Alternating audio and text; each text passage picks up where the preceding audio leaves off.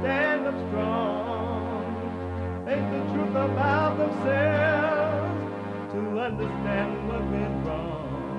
I know we can find a way. I know we can find a way. I know we can find a way to stand up,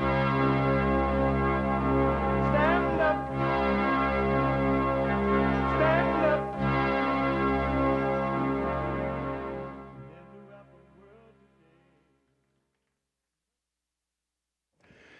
Uniting the races with truth instead of dividing them with lies. We're also rebuilding the family by rebuilding the man. I am Jesse Lee Peterson. Good morning. Hi, y'all. Welcome to the show.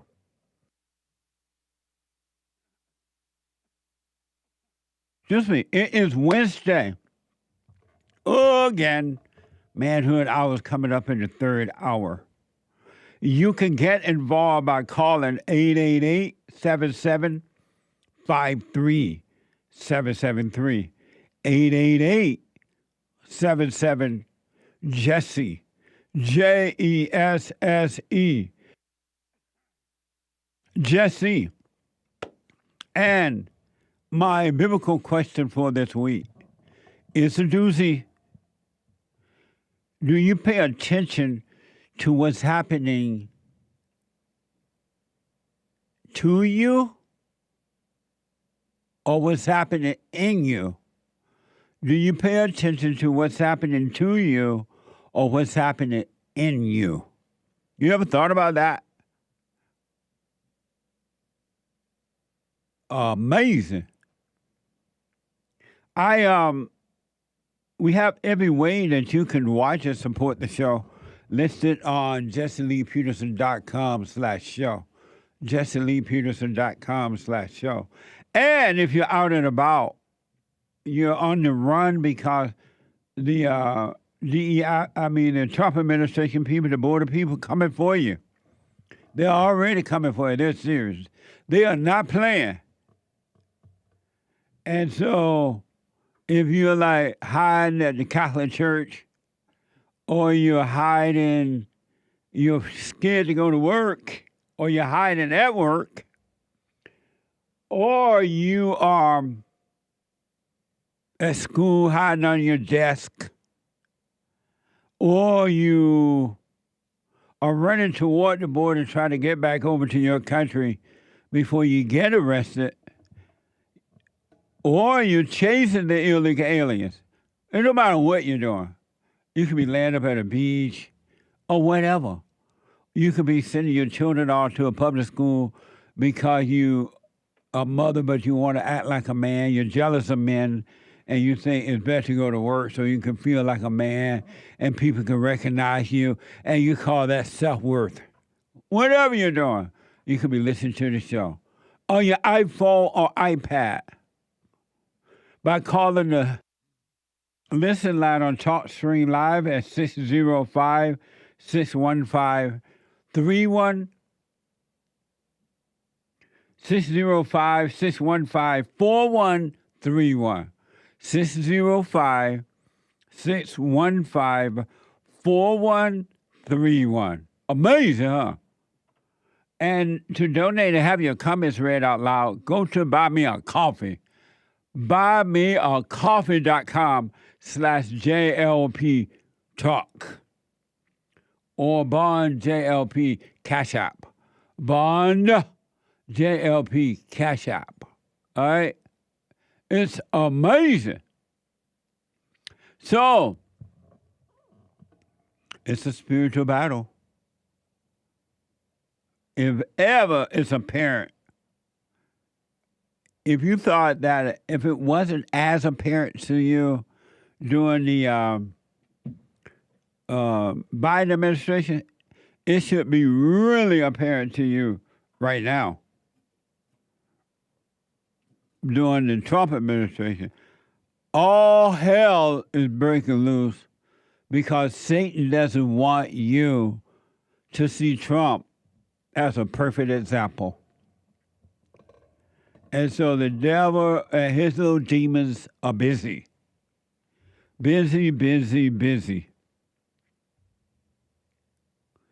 It's a warfare has nothing to do with race, no ism, no racism, no sexism, no homophobism, no Allah-u-Abba-ism, no anti-Semitism, no white supremacism, no ism.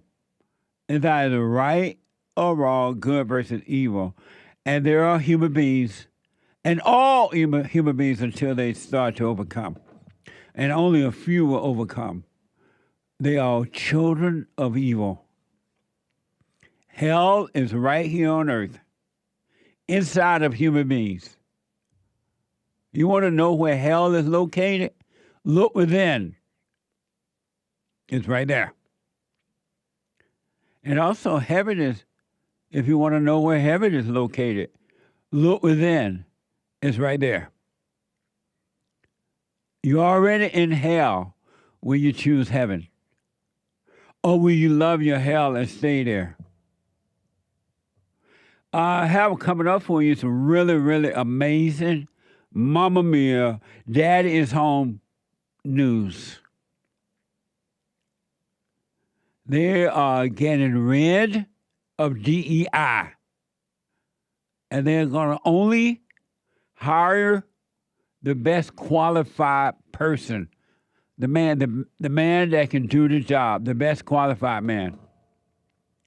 And even in flying now, they're going to get rid of the DEI pilots and air traffic control people so that you can have some relaxation that you might be flying a little safer. Somebody that knows what they're doing, not because of color or because they're female or whatever. Daddy is home. And he's taking names and kicking butts. The Great White Hope.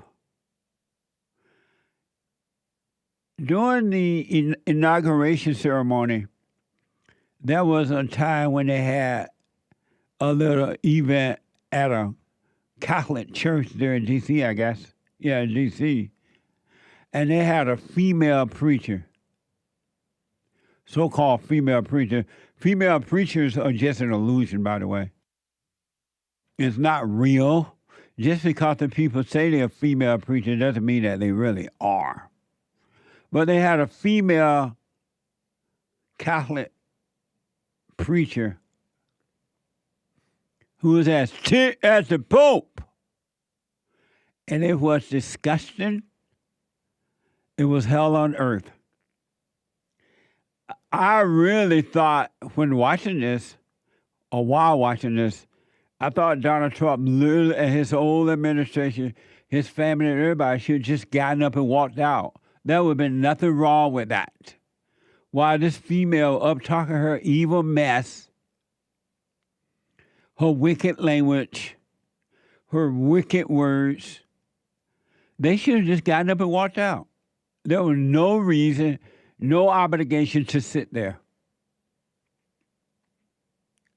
and let the daughter of Satan speak lies. And then I saw later on CNN talking about compassion, mercy or something.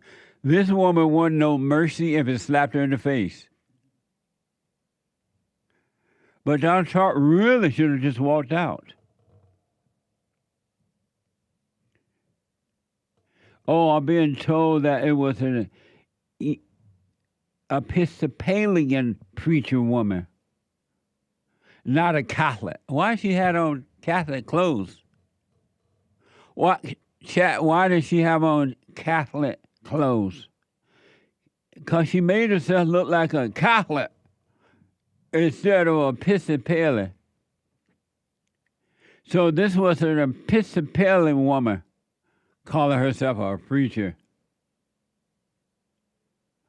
Episcopalian. You said Episcopalian? Oh, okay, I'm listening in my ears right now, and my producer told me it wasn't a Catholic woman, it was a Episcopalian woman. No wonder. What there?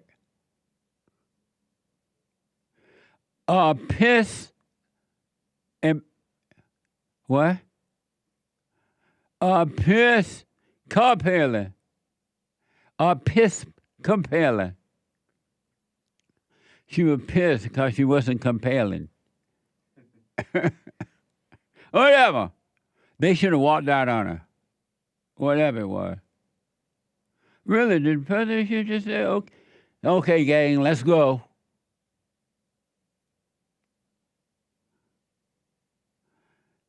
In case you missed it, this is from the Hill. The reverend, so-called reverend, I say co-called reverend, of the National Cathedral Prayer Service for the inauguration called on President Trump. So there isn't Cathedral is a Catholic church?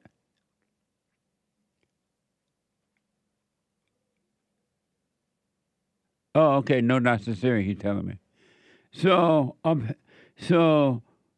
this so-called reverend, no such thing as a real female reverend. God does not use females to lead, by the way.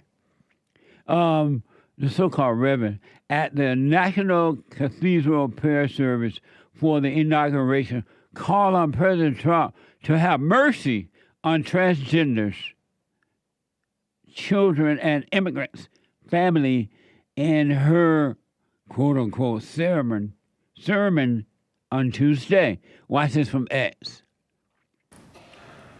In the name of our God, I ask you. She's talking about Satan. To have mercy upon the people Her God. in our country who are scared now. There are gay, lesbian, and transgender children in Democratic, Republican, and independent families. Look at it. Some JD like, who what fear the? for their lives. The people who pick our crops and clean our office buildings, who labor in poultry farms and meat packing plants, who wash the dishes after we eat in restaurants and work the night shifts in hospitals. They may not be citizens or have the proper documentation, but the vast majority of immigrants are not criminals. I ask you to have mercy, Mr. President, on those in our communities whose children fear that their parents will be taken away, and that you help those who are fleeing war zones and persecution in their own lands to find compassion and welcome here. Our God teaches us that we are to be merciful She's talking about Satan. to the stranger for the good of all people and the world. Amen. Trump literally should have given her the finger while walking out. Really? Oh, okay. Bye, bitch. And just walked out. Because that's evil. That's evil on earth. And you cannot play with evil. Evil made a promise that it's going to rob, steal, and kill, and destroy. This woman is evil. This female woman is evil. Pure evil. And so Trump, the Great White Hope, responded to this female on Truth Social. Watch this from Fox News.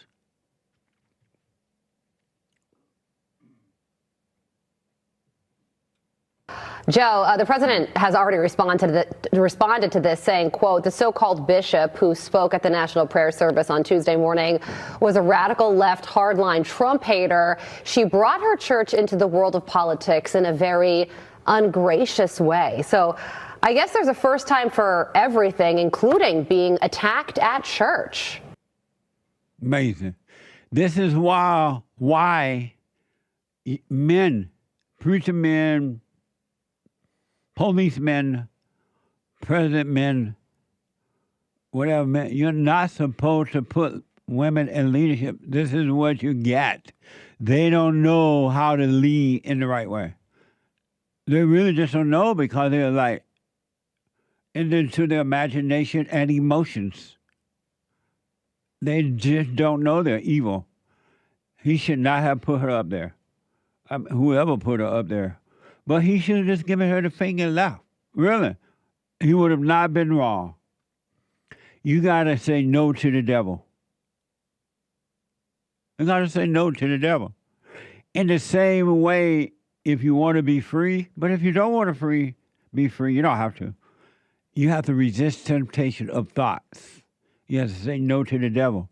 The devil operates in your mind by tempting you with thoughts and feelings. And you got to say no. Get behind me, devil. He really should have just given her the finger. He would not have been wrong. And the whole world would have applauded him for it.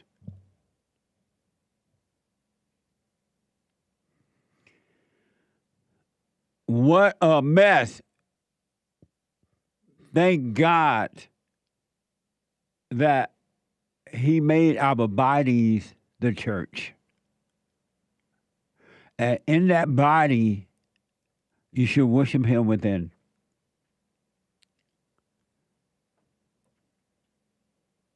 Amazing stuff, huh? What a wicked female. A daughter of the devil. I told you that the evil come through the woman until she repent and return to the Father. And that's why they're putting women in all these places. Because they know that evil come through the woman.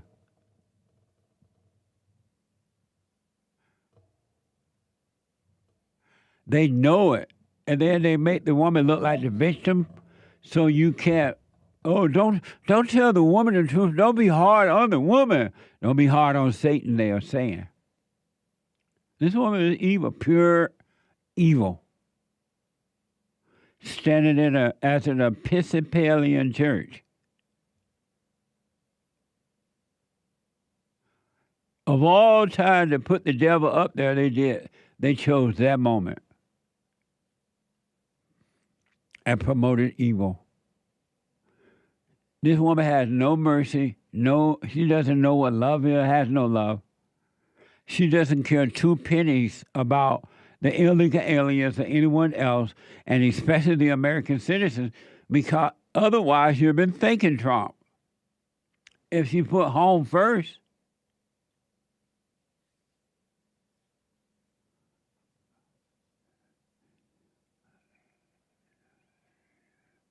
so I'm being told that Tucker Carlson was raised Episcopalian.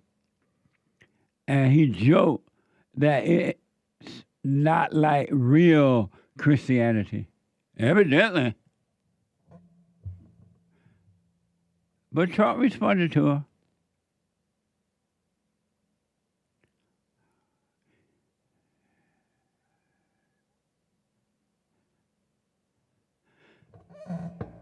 She talked about some in Jesus' name. Amen. What the? That's what Joel Friday is telling me. This is evil. And this is in the pulpit of the churches now where you put women up there. Satan worked through them, and that's why the church is weaker. The church is not getting stronger under the leadership of females, so-called leadership. They're getting all the churches. Baptist, Catholic, Episcopalians, Mormon, Alawaba churches, or however the churches out there, Satan churches, the atheist churches, they're all weaker now. They're not stronger. The whole country is weaker as you put women in leadership.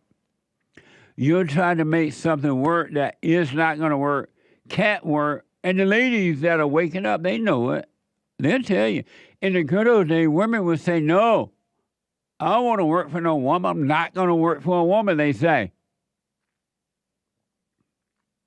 Well, the Board of Czar confirmed raids and roundups of criminal illegals starting yesterday. Watch this from Fox. On your initial schedule that today roundups of criminal illegal aliens in the process of deporting them would begin. That seems to have been put on hold for a little while. When can we expect that to happen? Where will it begin?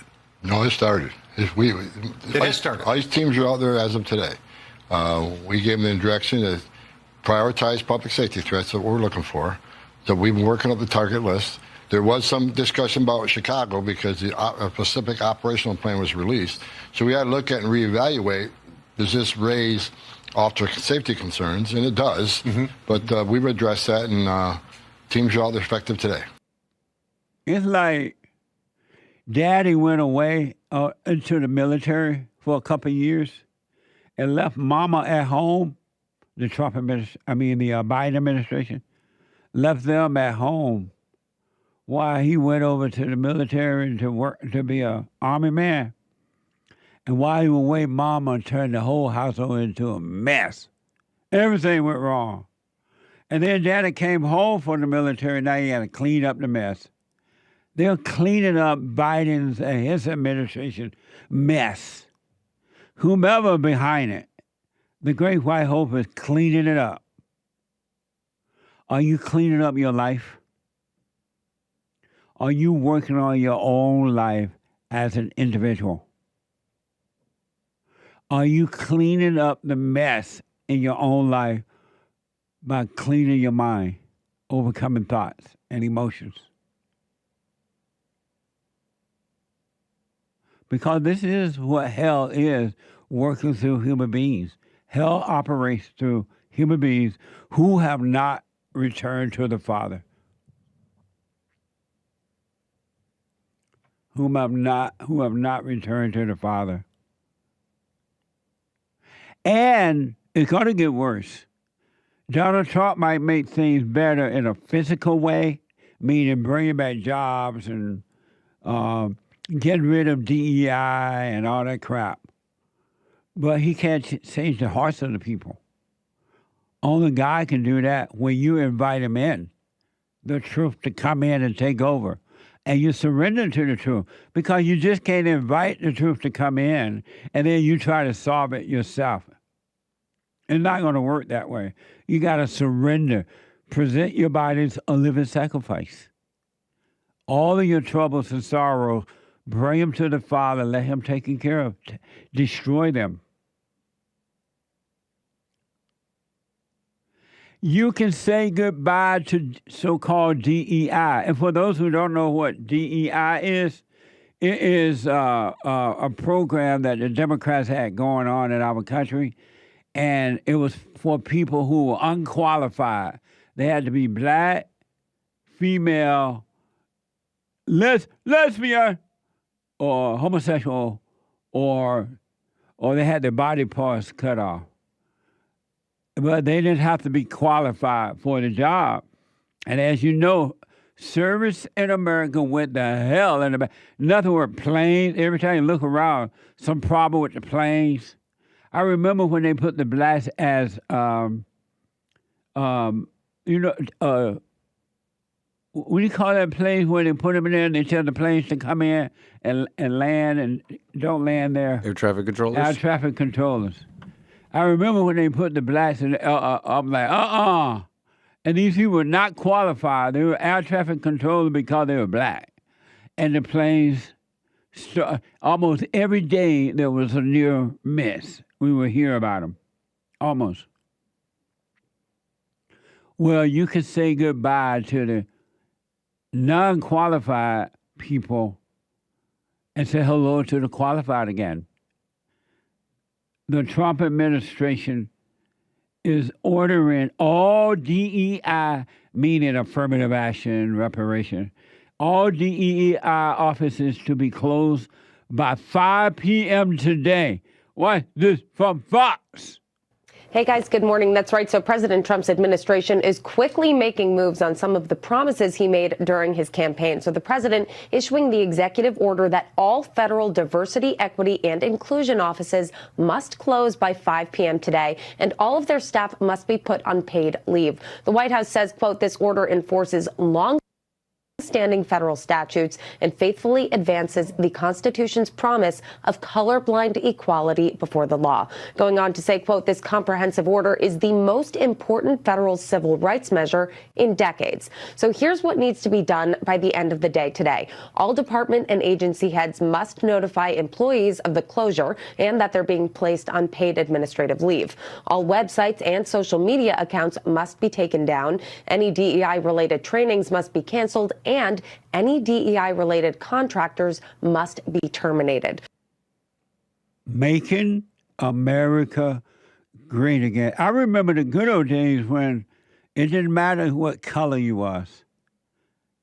It's your qualification. Can you do the job?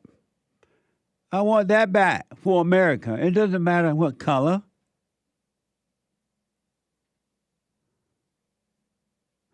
Right on, as of 5 o'clock today, I guess it's Eastern time,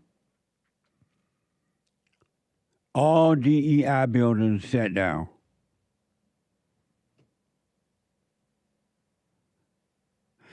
And there's this is from X, there's this so-called Linda Fagan, the so-called first woman to lead the U.S. Coast Guard, has been terminated from her position by the Trump administration. The official reason include failure in addressing border security, recruitment issues, and an excessive focus on DEI. Watch this from MSNBC. We currently have nearly 40% women enrolled at the Coast Guard Academy. I'm really excited about the talent and the diversity that I see coming through the academy. My daughter is in the Coast Guard as a lieutenant, and there is just nothing but opportunity for her and all of the men and women that have joined the service. I'm really excited about the future as we look ahead. Well, this woman is gone now. She's been terminated. Hello, goodbye. I was wondering why they had you here in the first place. Well, it was a bad idea to hire you. She's gone, according to this report. And bring back the best qualified person.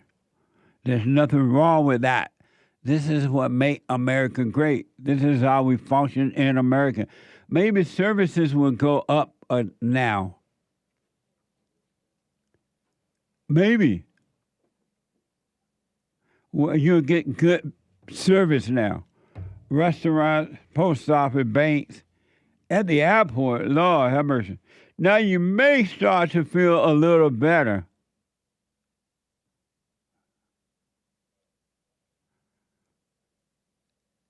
Are you happy about all this?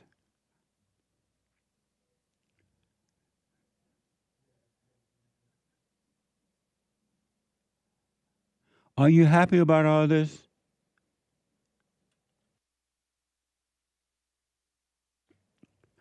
Making America. Some of you, especially millennials, you don't even, you won't know, now you will with Donald Trump there, but you won't know America as being amazing.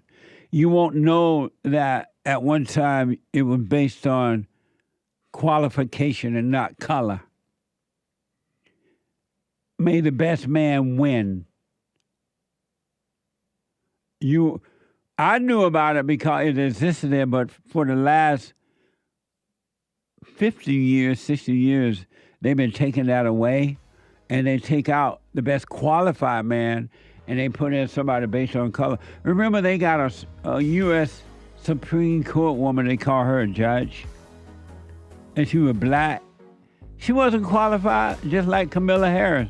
It was based on the fact that they were black and female, and look what happened.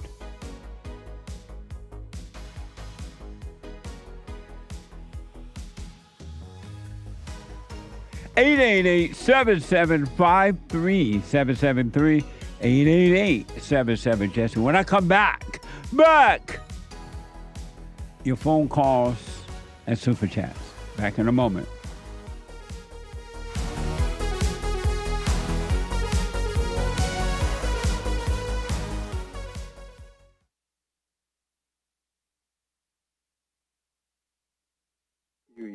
now. And, when you talk about the illusion of racism and how it's just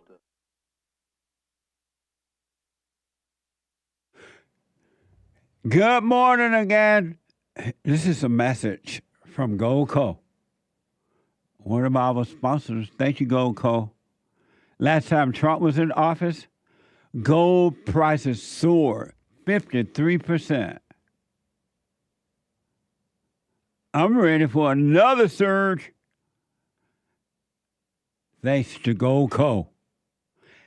I'm betting big on I'm betting big on the Great White Hope, right?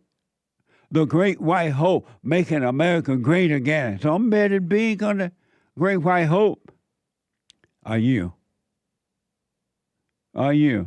So we have a special going on at here on my show. Goldco and I agreed that for my listeners, they have a special promo. Qualified accounts receive 10% instant match. 10% instant match in bonus and silver. 10% instant match in bonus and silver. I recommend you learn more by going to JesseLovesGold.com.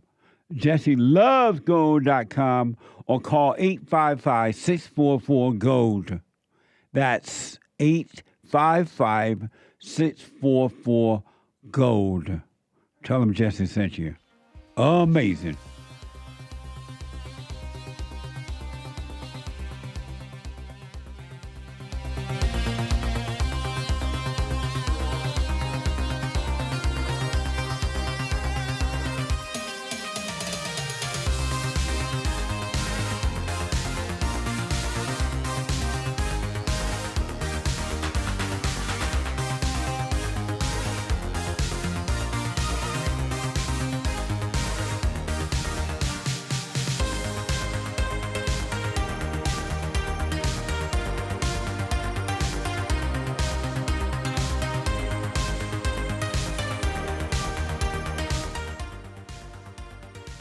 Like this?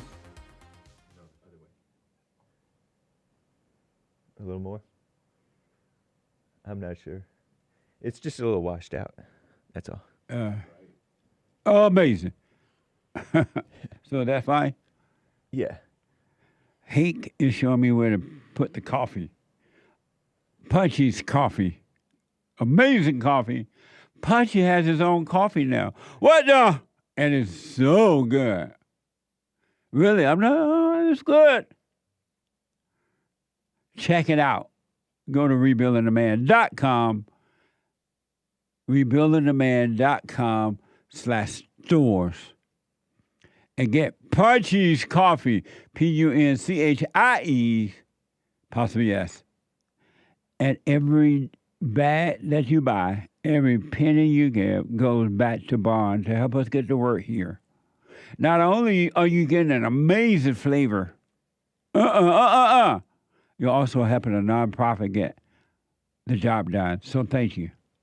I do appreciate it. Go to rebuildingtheman.com/stores.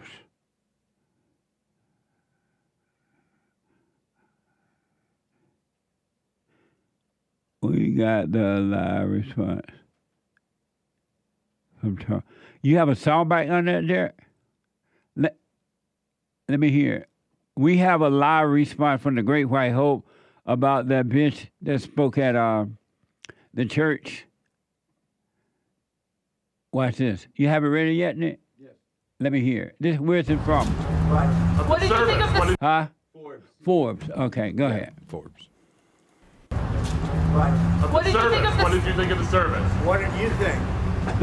Did you like it? Did you find it exciting? Not too exciting, was it? I didn't think it was a good service, no. Thank you very much. Thank you, press. Thank you, press. They can do much better. Thank you, press. If I was there, Mr. President, why didn't you just walk out? That was Satan's daughter. Why didn't you just walk out, sir? Amazing. Let me go to the UK and talk to first-time caller, Dave. Dave, welcome to the show. You're on the air. Hey, Jesse, how are you today? All is well, Dave. I'm very well myself, but better. Lovely to speak to you for the first time. I've been a long-time listener, and your words have really helped me. Right on. Past 5 or 6 years. Well, stay with us, stay with us, stay with it. And it will get clearer and become clearer and clearer.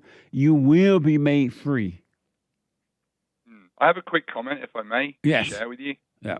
So, I used to mock Christians when I was younger, and then at a period in my life I was a sinner, and then I told a lie to someone I really loved deeply and still love very, very deeply, and that lie sort of lasted for 14 years about a sin I committed, and all those years there's been a little bit of fear, a little bit of terror, but recently everything was building and building to the point where I was unable to function, where my fear was so great, my thoughts were so busy, and then 2 weeks ago I cried out at home. I work at home. I cried out and I wept and I asked and I looked up and I cried out for Jesus to help me. I'm having problems. Yeah, stay close to your phone or whatever because your voice is going in and out. Like, are you on a speaker? How's that?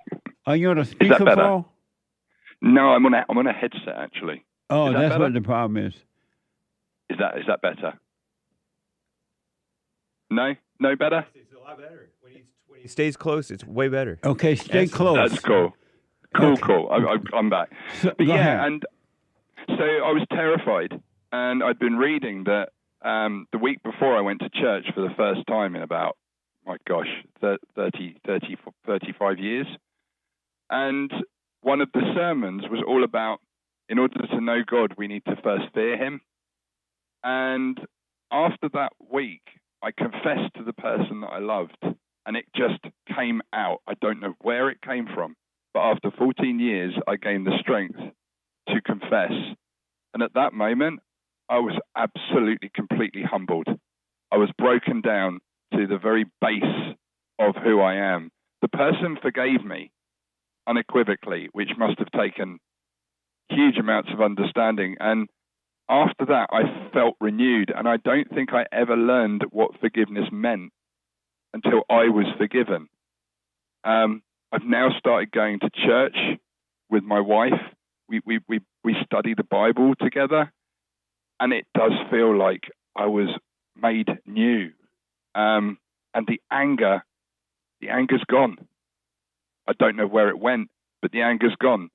And that's all I really wanted to say. Jesse, you taught me a long time ago that I need to forgive my mother and father and return, for what that's a long story, but that anger never went, even though I forgave them.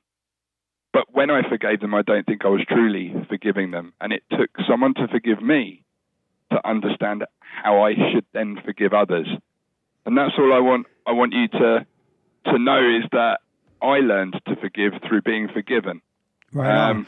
And have you gone and forgiven your mother and father now that you understand how important it is to forgive? I did it before. My mother, they did some quite horrible stuff, and I did forgive them, but it was rejected. Absolutely rejected. Oh, that's fine. They can reject as long as you forgive them. I forgive them. Right on. But I feel now like I actually understand what it means to set them free. Right. Are you doing the silent prayer? I've just started doing the silent prayer. Okay, you stay with that. Now that you understand forgiveness, you stay with that. So now you can stay present. And when you're present is where the kingdom of heaven is, where God is, Christ is there, the teacher, the Holy Spirit is there. You're going to have an amazing life if you stay out of your thoughts, stay out of the past or the future. Indeed. And that's helped me the most, is staying centered. Yeah. Is what helps me just stay on the path. And then everything seems to be revealed. Things just come in front of me. And rather than being reactionary and rather than getting angry at things, I just feel so much more compassion for everybody now. Right on. Well, stay God with bless it. you, Jesse, eh? Thank you, Dave. You stay with it, stay with it, stay with it, all right? Yeah, and do you know what, Jesse? What? You do great work. The Lord does some amazing things through your voice, and may you live, and long may you continue delivering this beautiful message across the world. I love you, Jesse, from the bottom of my heart. God bless you. God bless you, and thank you, Dave. I love you back. Yeah, well, thank you, Jesse. You take care, and you have a lovely week, eh? You too, buddy. Amazing. You can overcome, folks. You don't have to stay in your hell. You can leave everybody else in their hell, but you don't have to stay there. Isn't that amazing? Let me go to Brian out of Miami, Florida. Brian, welcome to the show. You're on the air. Amazing. Amazing. Oh, God bless you, man. God bless the show. This is awesome. Thank you. Overcoming, man. I can see how female thoughts make men and have made me. It's like things don't go the way your devil set you up with an expectation. The things don't happen the way you expect them, and then out comes mama. You start crying, you start whining, you start complaining. Oh my God, it's like amazing. Well, they are evil thoughts. They're not the female natural way of thinking. It's abnormal, and the devil worked through the mama to pass that on to the boys and the girls, to the children. But it's really devil. It's the spirit of evil. Yes, sir. Amazing. Amazing. My question. As I overcome, I get more, what's the word? Like business ideas, like how you have the like club for men to start businesses and stuff like that. Like as I grow and get older, I start seeing more like entrepreneurial things that I can do. And what I see happening, Jesse, is like I get so caught up in the different business ideas and things that I want to do that when I'm at work, sometimes I get like careless, meaning like I'm looking up stuff on my phone or I'm doing stuff in different, like, you know, they got the applications in the phone, and I'm preoccupied with my own, like, I'm trying to start my own business while I'm at work, and I feel. Stop that immediately. You stay away from the thoughts that are tempting you to do that. When you're at work, you're there to do your job at work. You promise the man that if he pay you X amount of money, you're going to do X amount of work. So you do that. And then when you are off work or lunchtime or you get off work, then you focus on doing your own business, either starting your business or doing your own business. But if you don't do it in the right way, whatever you do to this boss that you have is going to be done to you because you're bringing it upon yourself. Right. So stay out of your head with all those ideas. They're not from God, and they're not from you. You have to do all things in moderation. Then you can't go wrong. Helpful. Yeah, then you can't go wrong. It'll work for you. I remember when I started my first business, I had a job working at the hospital, and I would go to work. I would have to be there like 6 a.m., I believe, something like that. And I would work. And when I got off work is when I was focused on my own business. But I did right by the boss so that right would come back to me, and it did. What you do to others, you're doing it to you. When you do it to others where you hate or you are jealous or envious or whatever, you're really, really doing it to yourself. It feels like you're doing it to the boss or to someone else, but you're really doing it to yourself. That's why what you put out come back on you. Amazing. So you cut that out immediately, and we get off work, That's when you focus in on your business, and don't go with all these ideas that Satan put in your mind. Just take one idea. Let's say you want to start a business, just one step at a time, and work on that. And the light of the Father will lead you into something else and something else as to how to make the business work. You'll be fine. All right. Amazing. Oh, this man. is very helpful. Right on. Are you doing the silent prayer? Yes, sir. What's- Hey, I get it. I get it at lunch, man. Right on. You stay It with ain't that. it ain't no game, man. It's like, dude, you got to be like, Satan is crafty, man. He come with you Satan got like very creative ways to get at you, man. So Right. So I that's 3 what- times a day. That's why you don't listen to those thoughts, because those thoughts, the voices, and those emotions are not yours. None of them. They're not from you at all. So let them pass. All right. Yes, sir. All right, Brian. I wish you well, man. Amazing. Amazing. Take care. Amazing. Let me go to Bob out of Florida. Bob, welcome to the show. You're on the air. Hey, how's it going, Jesse, man? Thank you for everything you've done, man. I just had a couple of questions for you. My first one for you is that I was pondering on the Trinity. And I know a lot of people say it's not in the Bible, but when Jesus said that it's my Father working through me and the Father and I are one, isn't that God in Jesus?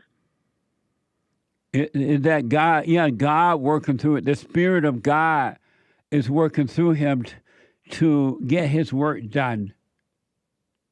Right, and there's also another scripture in the gospel that says, like, through me you shall see God's face, through Jesus. When And you so see if we the believe Son, you see the Father. Right, and I think in John it says you have to see God through me. Like, no one comes to the Father except through me, correct? Right, meaning that the words that the Son brings, if you could see where he's coming from, it's the Father that is allowing you to see it, and seeing is what brings you back to the Father. Right. The so, message, I mean, the they didn't message say- that the Son has. Right, correct. And I mean, they didn't say it verbally, but we can come to the conclusion that it's the Father, the Son, and the Holy Spirit within the Father, because all three are one. Or no? So what now? Like, can we conclude that it is in the name of the Father, the Son, and the Holy Spirit, because the Son was the atonement, so no one can come to the Father because they don't have an atonement to come to the Father. They have no authority. What's atonement? Atonement is basically... I'm sorry, Jesse, kind of cold over here. Oh, okay. Atonement is basically what they do for Yom Kippur. The Judaic people under the Old Covenant, they have to kill a chicken for their sins. But what does that They have do to it do every with? year. What does that have to do with Christ being the Son of the Father? Oh, it has to do. It's one of the focal points of Christianity during the Last Supper.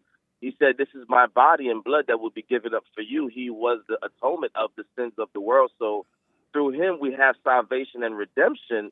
But also he was the blood, the Lamb of God that died for us. Bob, you just said a bunch of words with no meaning.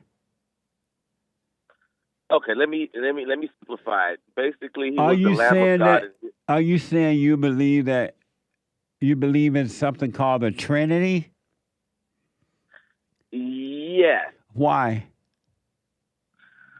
because in the gospel, Jesus keeps referring to the Father that's working through him. But he never One referred of- to anything called the Trinity. Why would you Right, believe that word is not in why? Right, there's nothing about a Trinity. Period. Why would you hold on to something like that? Not really hold on to it, but I was just thinking about it because one of his things that he fulfilled was that he was the revelation of the living God within us. Bob, you would never know God with all this information in your intellect. All you guys are a head full of knowledge, and that knowledge is keeping you away from God. You're never going to know him until you drop all your ideas and all your knowledge of God. Because it's just knowledge about God, but it's not helping you at all. Right. Okay. Why don't you drop it? And thank you for that. I mean, I will. I just wanted to have a conversation with you this morning. Right, but that's I have fine. one other thing. That's fine. That's totally fine. But why not drop all that stuff about the Trinity and all that other stuff you were saying about atonement or something? And why not? Why don't you drop all that? Because when it comes to Christianity, I grew up Catholic. And, having that ingrained in your subconscious mind comes sort of the programming. Right. And you're right. You've been programmed not to know God. Why don't you drop it and forget all that so you can know God? You're right. And I definitely will do that. No, that was a question. Oh, why don't I do that? Yeah. Lately, I know you say the intellect is we shouldn't operate through there, but right. Just learning about different things as far as salvation and redemption, it has just had. Go ahead. No, go ahead. Finish your point.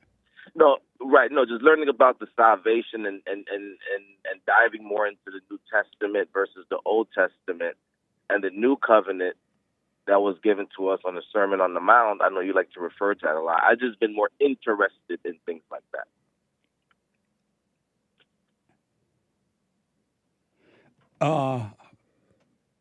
And there's nothing wrong, if I'm hearing you correctly, there's nothing wrong with reading about it and having good fellowship about it, but don't hold on to anything. Leave your glass empty with the idea of good and with the idea of bad. Keep it empty so that you can know the truth. Awesome. Have you gone and forgiven your mother? Yes, I have. It was amazing. What happened? When I found your show. The first time that I tried a while ago, she went haywire. But after I did it the correct way, that you said that because it's really you letting go of the pain so you can have peace. And it's something that you're letting go. It really did help. And I was able to do that. What did you say to her? I said that I've been holding on, and a lot of things you've done to me, I've been holding on, and I didn't like it growing up, and I had no right to hold it against you, and I forgive you. And when I did it that way, she was much more receptive to it. She actually didn't say anything back. And so were you trying to make her comfortable or something? No, because I tried, before your show, I tried to go and confront her about that, but it was more a little bit hostile, and it didn't end up well, if you know what I'm saying. What did you say beforehand? I basically blamed her for a lot of childhood stuff, and she said, I didn't do nothing to you, you didn't this, that, and we went back and forth, and it just... But she was to blame. She was, yeah, but she just wouldn't accept it. And so you went back in a soft, nice way? No, I went back in the way that because I was so more looking for her to say sorry, and I didn't need that. Oh, I see. Yeah, you didn't need anything from her. You're right. Right. So I went just to let it go off of my chest, let that baggage go. Nice. And are you doing the silent prayer now? Yes, I'm doing the silent prayer. At least I try to get it at least once a day. If I'm going to work, I do it at break time. Right. And also during the day, when you're not working, practice being present so God can guide you. But I really want to do what you want, of course. I recommend you let all this knowledge about God and about Jesus and about this fake idea of the Trinity and all this other stuff you let all that go, because it's just thoughts, and those thoughts will hold you back from knowing God. Okay. It will keep you back from entering into the kingdom of heaven. You gotta become dumb. And so when you do read the Bible, don't hold on. I want you to watch how Satan will interpret the Bible for you in your intellect, and then you'll go out quoting it, and it'll sound like you know it, but you don't. You've been deceived by evil. Right. All right, Jess, I really appreciate you, man. You're welcome, buddy. You stay with it, though, Bob. Stay with it, stay with it, stay with it. Do not give up. Just let go of thought, because every time you reach for a thought, every time you believe a thought, you're drinking a glass of poison. Awesome. And let's give it up one time and watch the Great White Hope do his thing. He's looking amazing. I know, man. And he's going to work day one. Daddy is home. Thank you, Bob. Home. Call me again, buddy. All right, take care, Jeff. All right. All right, mate. Bye. I got to take a break. When I come back, your super chats and your phone calls. Hate news right now. Hate news. Not the fake news, but the hate news. HAKE. I'll be back in a moment.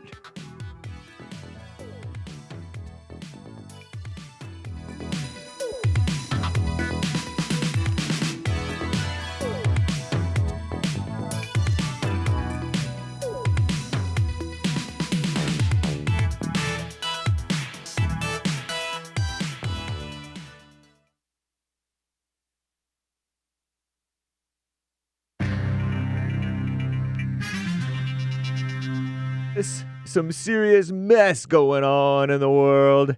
This is the end of hour one of the Jesse Lee Peterson Show. It is Wednesday, January 22nd, AD 2025.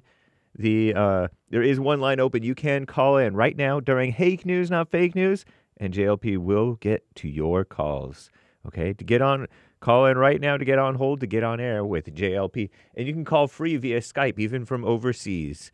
1-888-775-3773. That is 888-77-JESSE. No I in Jesse. Call Me Nonsense Network. CNN reports the white on the inside White House. No longer black on the inside. It's getting cleaned up. Okay? I mean, there's probably some bad apples, but anyway. The White House, Trump White House, has ordered all federal employees in diversity, equity, and inclusion, call me nonsense, roles. They're literally in roles for that. They get paid for that, to be destructive and to be worthless, or bring the worth down, to be placed on leave effective immediately. Some major companies have taken similar measures as they face pressure from conservative critics and customers to roll back their evil DEI so-called programs. Very nice. Good news, I think.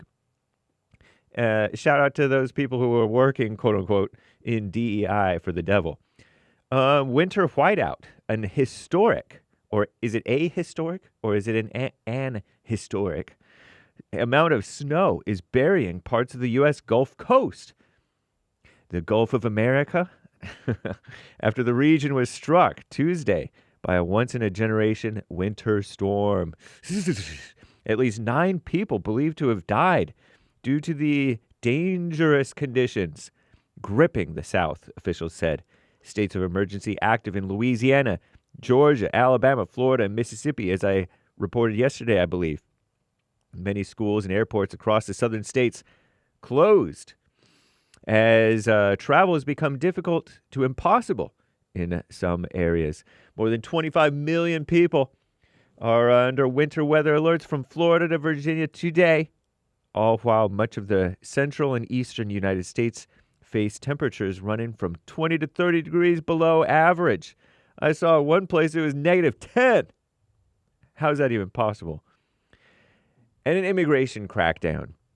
President Donald J. Trump is rolling out a slate of new policies targeting what they call undocumented illegal aliens. They call them immigrants, with mass deportations, righteous deportations, I call them.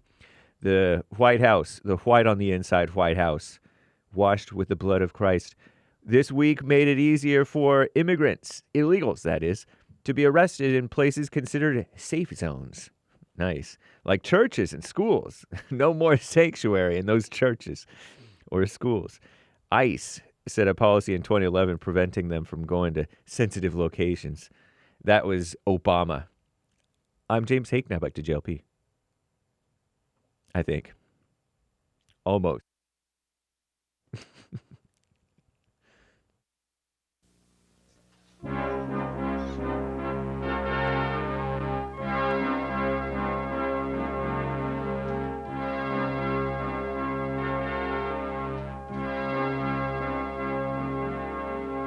Somewhere in the world today, men have got to stand up strong, face the truth about themselves, to understand what went wrong. I know we can find a way. I know we can find a way. I know we can find a way to stand up. Stand up. Stand up.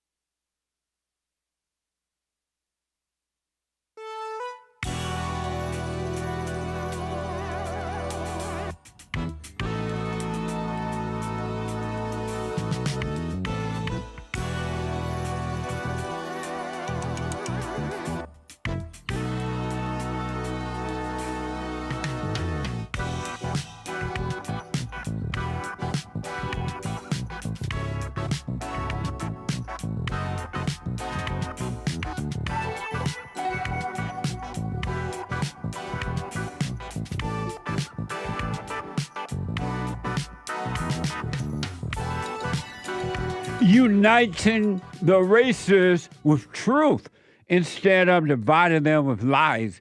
We're also rebuilding the family by rebuilding the man. I'm Jesse Lee Peterson.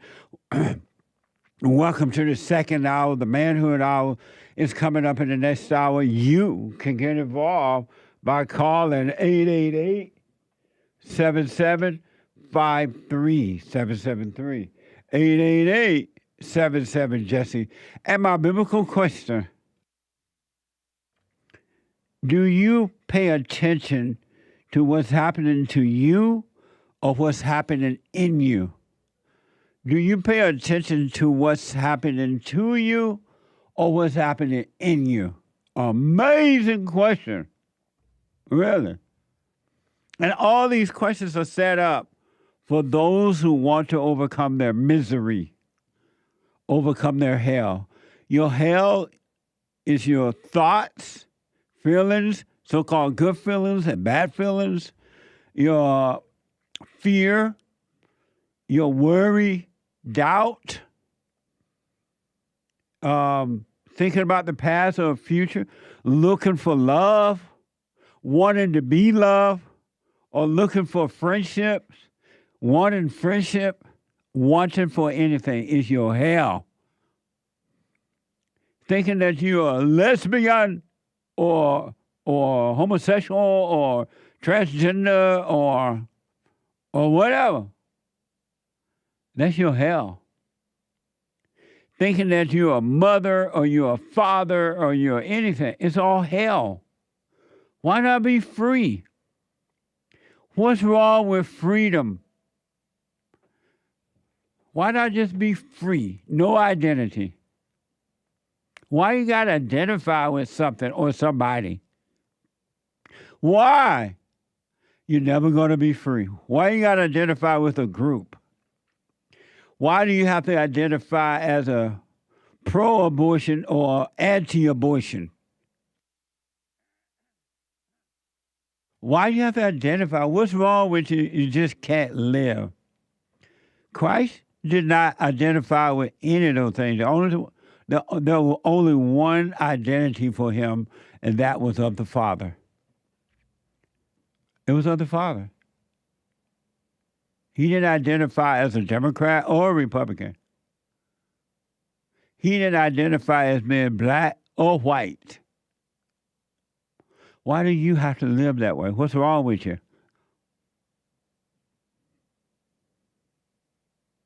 It's not bringing you peace, because sooner you identify with it, you got to defend it. You got to protect it. It become important to you.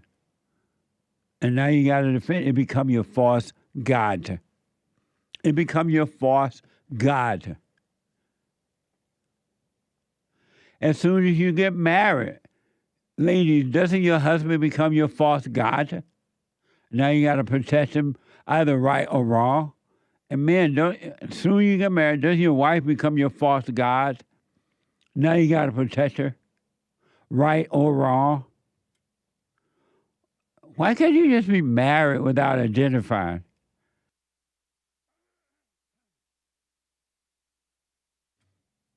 She'll have no other God but God. Otherwise, you're going to suffer. Because everything else is a false God. Why do you have to have thoughts? It's just false gods, illusions. Why don't you just be free? Why not experience heaven right here on earth? Why not? I'm just asking, why not?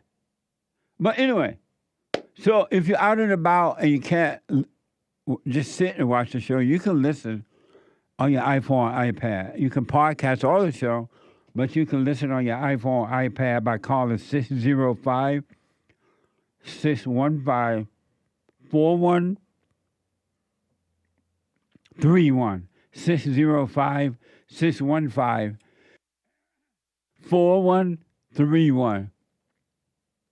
And to donate, and we're going to get to your super chat. To donate and have your comments read out loud, go to Buy Me a Coffee. buymeacoffee.com/JLP Talk or Bond JLP Cash App. Bond JLP Cash App. All right. I want to go to John out of Alabama. John called yesterday, but we ran out of time there. And so I asked John to call back today, and he's back. And then I'm going to get to all your calls and your super chats. Let me go to Alabama, Sweet Home, Alabama. John, thanks for calling back. You're on the air. Good morning. Hey, John. Where do you want me to start back on our conversation? I forgot when we left. Okay, good. So well, I do know that you and your wife going through a divorce, and you have to you go to court. You have to decide if you want the 50% of the kids, right? Yes, sir. And you said you don't know if you want that. Am I right? I don't. I'm asking you if you have a default position. In other words, if you have a recommendation, what's your attitude about it? That's what I'm asking. About if you should want 50% or not? Or any father. But I'm asking for me. Okay. I'm asking what John, you would do. Well, I don't know what I would do. I'll have to be in that situation to see what to do, because I have to see what the situation is and all that. And only you can make that decision if you want 50% custody or not. And what questions would you be asking yourself? I don't know, because I don't know what the situation would be for me. So I cannot tell you what I would want, and I'm not in that situation. Is it wrong to compare our situations? Yes. Never compare yourself to anybody or anything. Okay. All right. So, so do you know if you want 50% custody of the kids? I would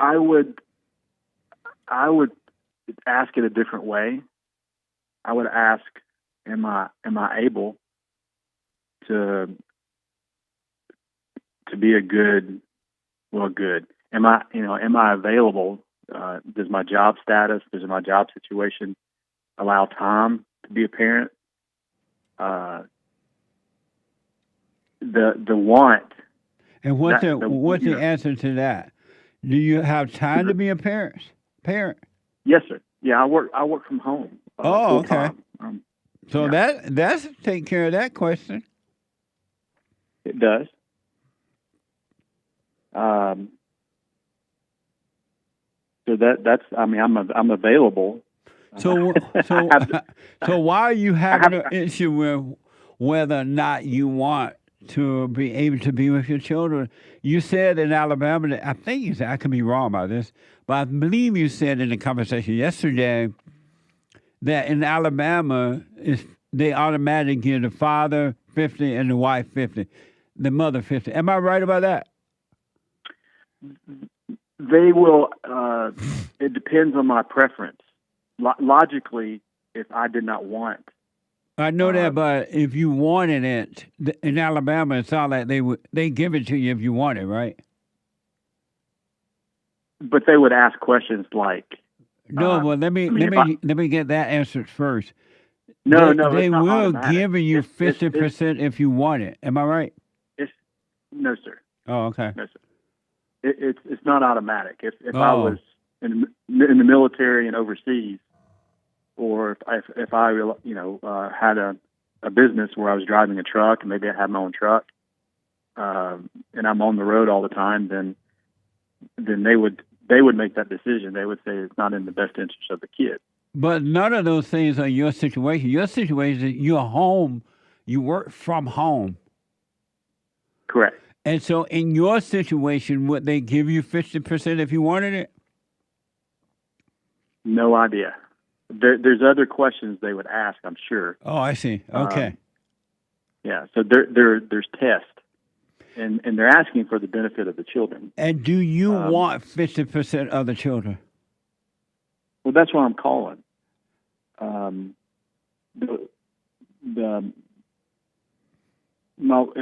There's a.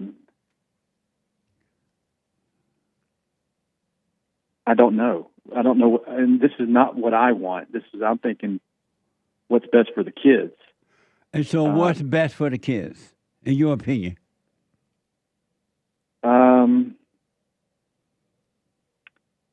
Well, I don't know. It's a question I can't answer. Why don't you know? You don't know what you can. You don't know.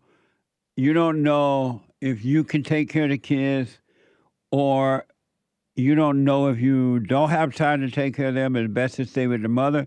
You don't have any idea about your own schedule or anything? I do, but it's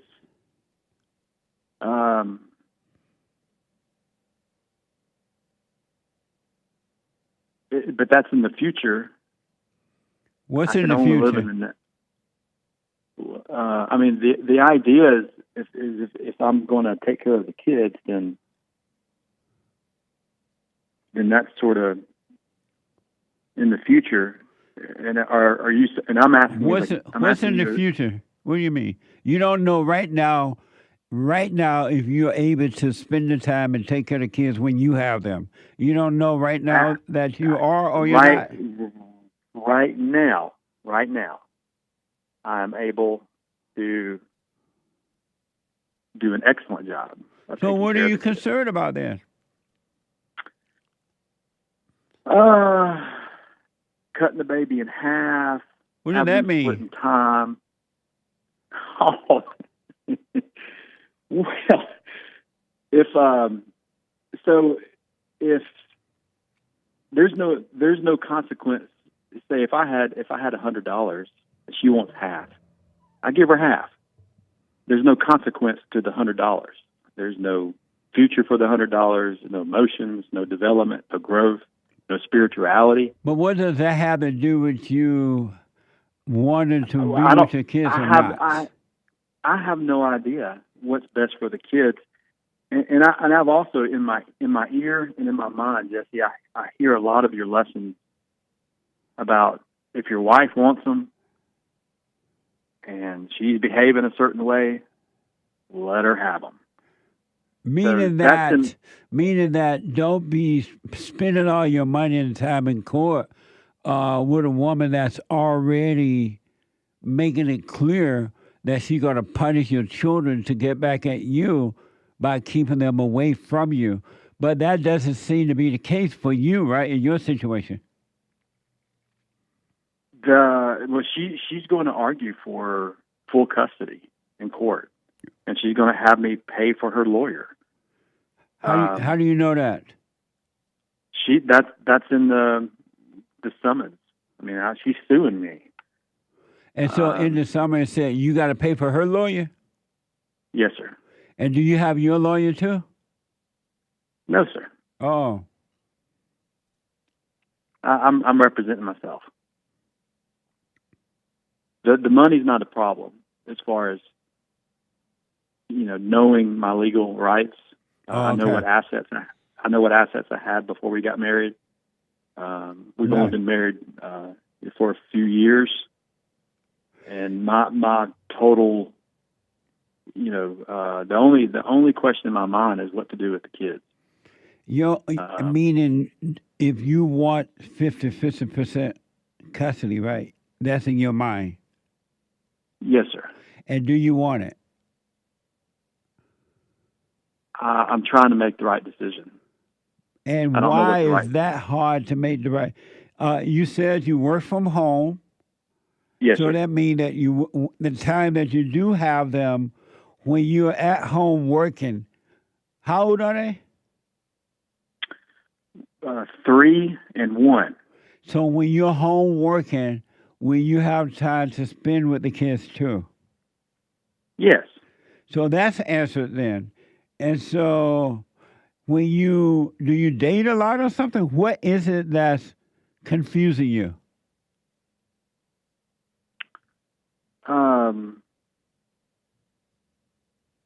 I really like when you talk about when you told fathers who's trying to hang on to their kids that if you love the kid, you wouldn't cut the baby in half. Right. And then there's Bible verses. Don't resist an evil person. And so if what's happening to me is that, Jesse, if you as a counselor said, hey, this is what I'm recommending. I'm providing leadership. You asked for it. Here's my leadership. And if I did to you what she's doing to me, I would say, well, I don't like your leadership. I reject it. I'm going to take half of your financial assets, your kids if you got them, and you're going to pay me every month for the rest of my life or your life, whichever one comes first. So that's the boat I'm in. That's the type of woman I'm dealing with. She doesn't accept Scripture. She doesn't accept my leadership. I kicked her out. I told her to leave. And so she left. She took the kids. Well, actually, I asked her to apologize before she left. And she did apologize. We lay down to take a nap. When I woke up, she was gone. Took the family van, took the kids, took a few things, and left. So that's who I'm dealing with. And I'm not going to go. Legally, I have visitation rights right now during this interim period. Uh-huh. I can go and see her, but it's risky. I'm not going to go and be in a public setting around her because I don't trust her. Yeah, I don't blame you. She's done some things this year that is really sketchy. It seems like it was a trap. And she went and visited my dad. I'm not crying. I just got something in my throat. She went to visit my father and sort of made it known that she was going to visit my father, took the kids, took 2 of her friends, and sort of was trying to bait me into going and to be around her. So, it's just it's a situation where love the kids, but it's going to be. If they're here with me, they're going to be listening to JLP. My son's going to grow up knowing who you are, what you teach, and that's going to be at odds with what they're getting from their mother, I'm sure. So. So right now, it sounds like you're just not sure what to do for you and the kids, right? If to take them or not. I'm trying to seek first the kingdom of God. You've been down this road a lot longer than I have, and this. I mean, I'm sure you've talked to many people who were going into divorce, post-divorce, and I'm just trying to have a conversation with you so that maybe at some point I may call later this year and say, "Hey, Mr. Peterson, this is here's how things are." I don't want you to say. I would like to be able to get to a point where you're not looking back and saying, "Oh well, if I'm sleeping, I'm not, but if I slept with somebody who I'm not married to, that's a no-brainer, right? I mean, that's an absolute. You'd be like, well, you messed up. But so I'm calling to get out ahead of it, so that maybe I see now. Here's what. Yeah. Here's what I recommend to all the guys who are married and they have children with these women, and any woman that want to take you to court to fight over your own children or to try to get money from you so that she can live off your money and not take care of herself, is an evil woman. And I wouldn't, personally, I just wouldn't even participate in it at all. I would just let her, okay, go and do what you want to do, but I'll be done with her. And I wouldn't really waste my money. I wouldn't waste my money because I know now that I'm dealing with an evil woman, which is of the devil, and it's never going to be right with her. She's not going to ever be fair in letting you see the kids, because even if the court says yes, she's going to make that difficult. If she goes around my family, and I wouldn't have anything to do with my family members, because especially once I tell them, don't let this woman around. Don't be going to her. Don't be talking about grandmama need to see the kids. I just wouldn't play that kind of game because I know I'm dealing with evil. I wouldn't do it. But you have to see that for yourself and make that decision for yourself, not based on just because I said it. I just wouldn't recommend it, and I wouldn't do it myself. Because you're dealing with an evil woman. The fact that she's going to court, she's telling you in advance that she is evil and she's never going to do right about you and your kids. She's just going to take your money and play a game with you play this game, but you got to stop playing the game with the devil. Don't even play the game with her. Don't argue with her. Don't have anything to do with her. Gotcha. So yeah, it doesn't matter what the court says. What her behavior is a risk dealing with her. Just think about this. This woman does not love God. She doesn't love what's right. She's of her father, the devil. If the court, and the court will for the most part, maybe once in a while the court takes the side of the man, but the court's going to do what she wants.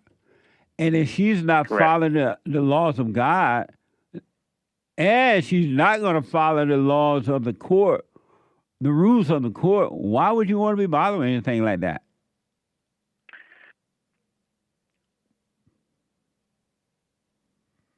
Thank you.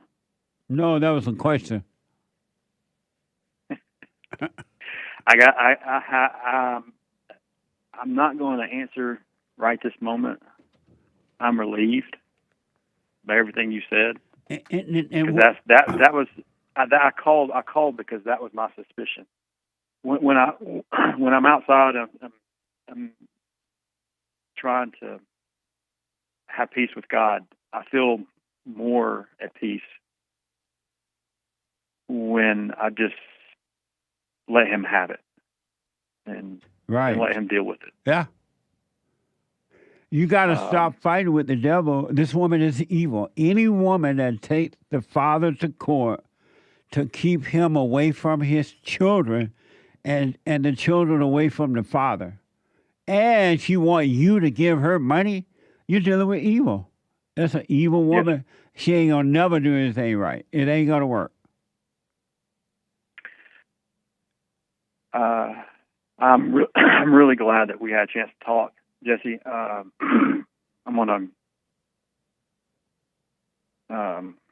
I don't have another question. You answered everything I need to know. But you make sure you stay quiet and be aware so you can see what you want. And you can see clearly if you do go to court, and it's not like you're going, you'll be conscious of what happened in court. So you don't just give up all your money to this woman and all that kind of stuff. And you'll see what to do if you stay present. Yes, sir. I feel,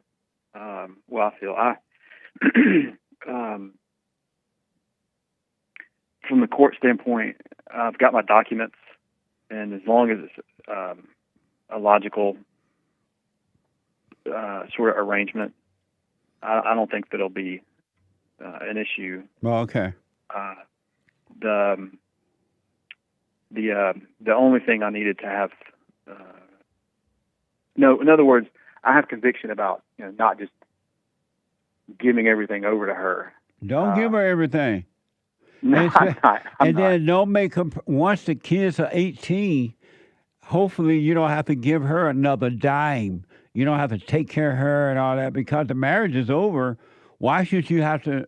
Now, I don't know what the rules are, right, with the courts, but why should you take care of a woman that you're no longer married to? That doesn't even make sense. Maybe you can help out. Maybe you can help out with the kids, but don't, once the kids are grown, I don't know why you have to give her money. I have a pretty good, I think it's a balanced sort of attitude and hopefully make good decisions. Okay. About the financial part. Right. Well, yeah, just stay conscious and stay present so you can see how to do it in the right way.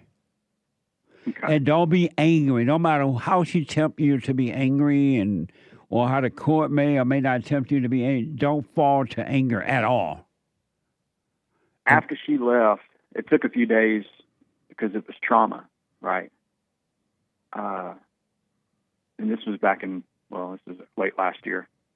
I had this sort of thought that, and it was a pleasant thought, that God had me all to himself, that I wasn't distracted with responsibilities of being a husband and father. And so I'm trying to grow. I heard you say you grow in the moment where you are. Yes. So I'm not rushing this process. I'm not angry about it. I'm good. The pain, there's been pain, sure, but it's helping to focus. Well, if you let go of the thoughts about her or anything, then the pain will leave you. You can't have pain unless you have thoughts because the pain is never real. And the pain are only coming from illusion of thoughts. And thoughts can only give you about what has happened and what will happen, which is an illusion too. So just let the thoughts go and you'll be free. Those thoughts and the pain are not from you and they're not from God. They're a lie and they're from evil.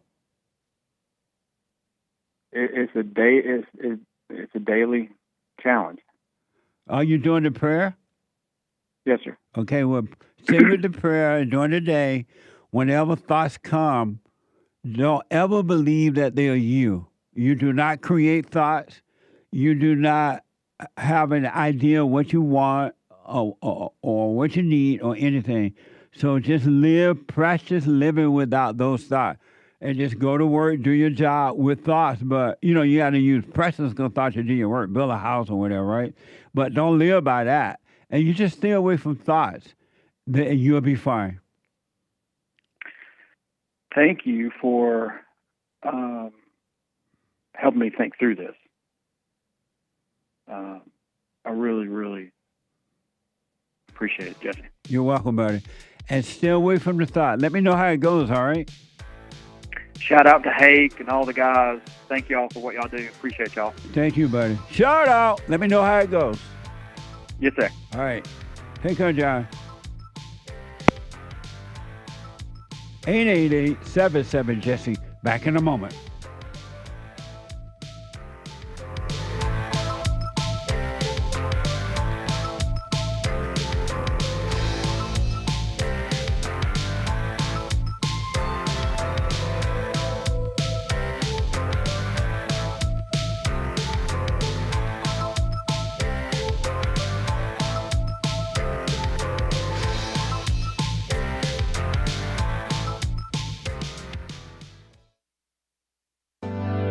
Steve, thank you for calling and thanks for holding. How have you been helped by the show? I'm going to tell you this.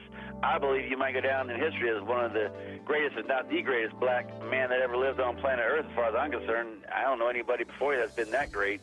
You know, freeing the slaves is one thing, but you've been freeing people of their mind, which matters, it should be anyhow, to you more than anything else, because with the mind not being right, there ain't nothing else going to happen right anyway. If you can doubt every thought because you're not your thoughts, if you can doubt every thought, knowing that you're not your thoughts, you don't create them, they're not from God, that they're from the deceiver, the great deceiver, Satan.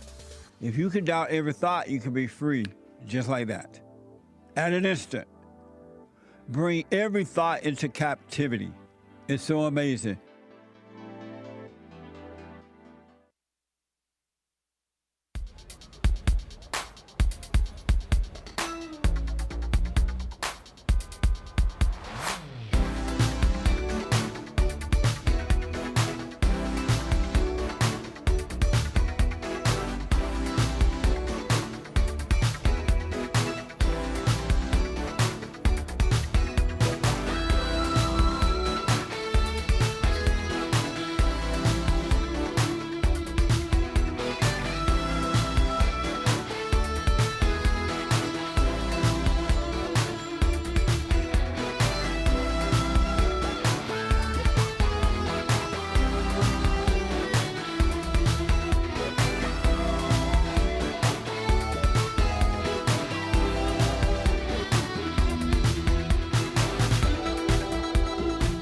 Okay, welcome back. 888-7753-773. 888-77-JESSE.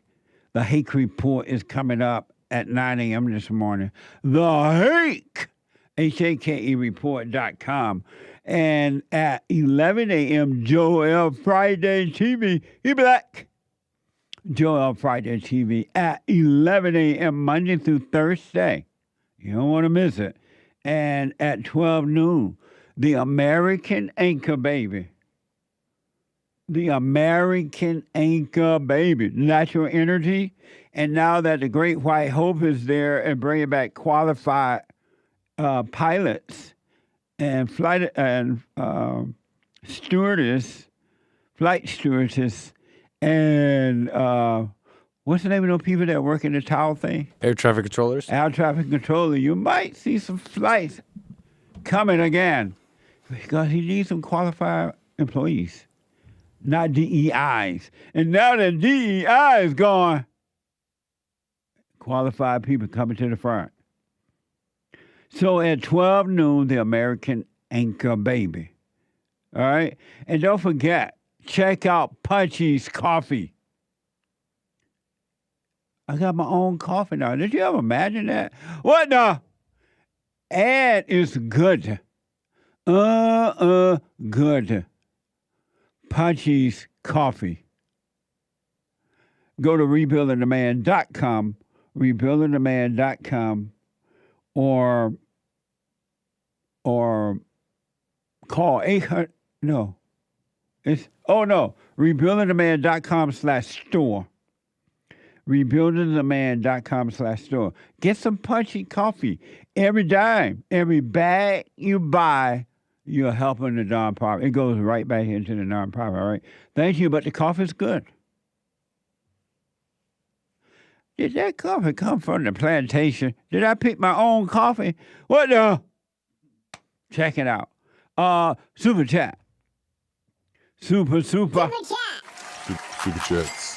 Someone bought a coffee on buymeacoffee.com/JLP Talk.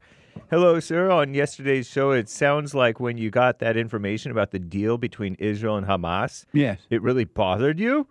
We know you don't really care. However, it sounds like you do. Maybe it's because I'm black and slow. About that ain't no deal. 3 DEI women. That ain't no deal. I don't care how whether you love Israel or not. That ain't no deal. Just think about this. Israel gave up at least 100 men back to Allah Uaba people. They're going to kill them if they get a chance. Right? 100. And what did Israel get in return? 3 females. They're not fighters. They can't do anything. And they got 3 females. They didn't even get 3 males. That ain't gonna deal. What the? I know I'm black and slow. But that ain't no deal. It's like you say, okay, Jesse, let's make a deal.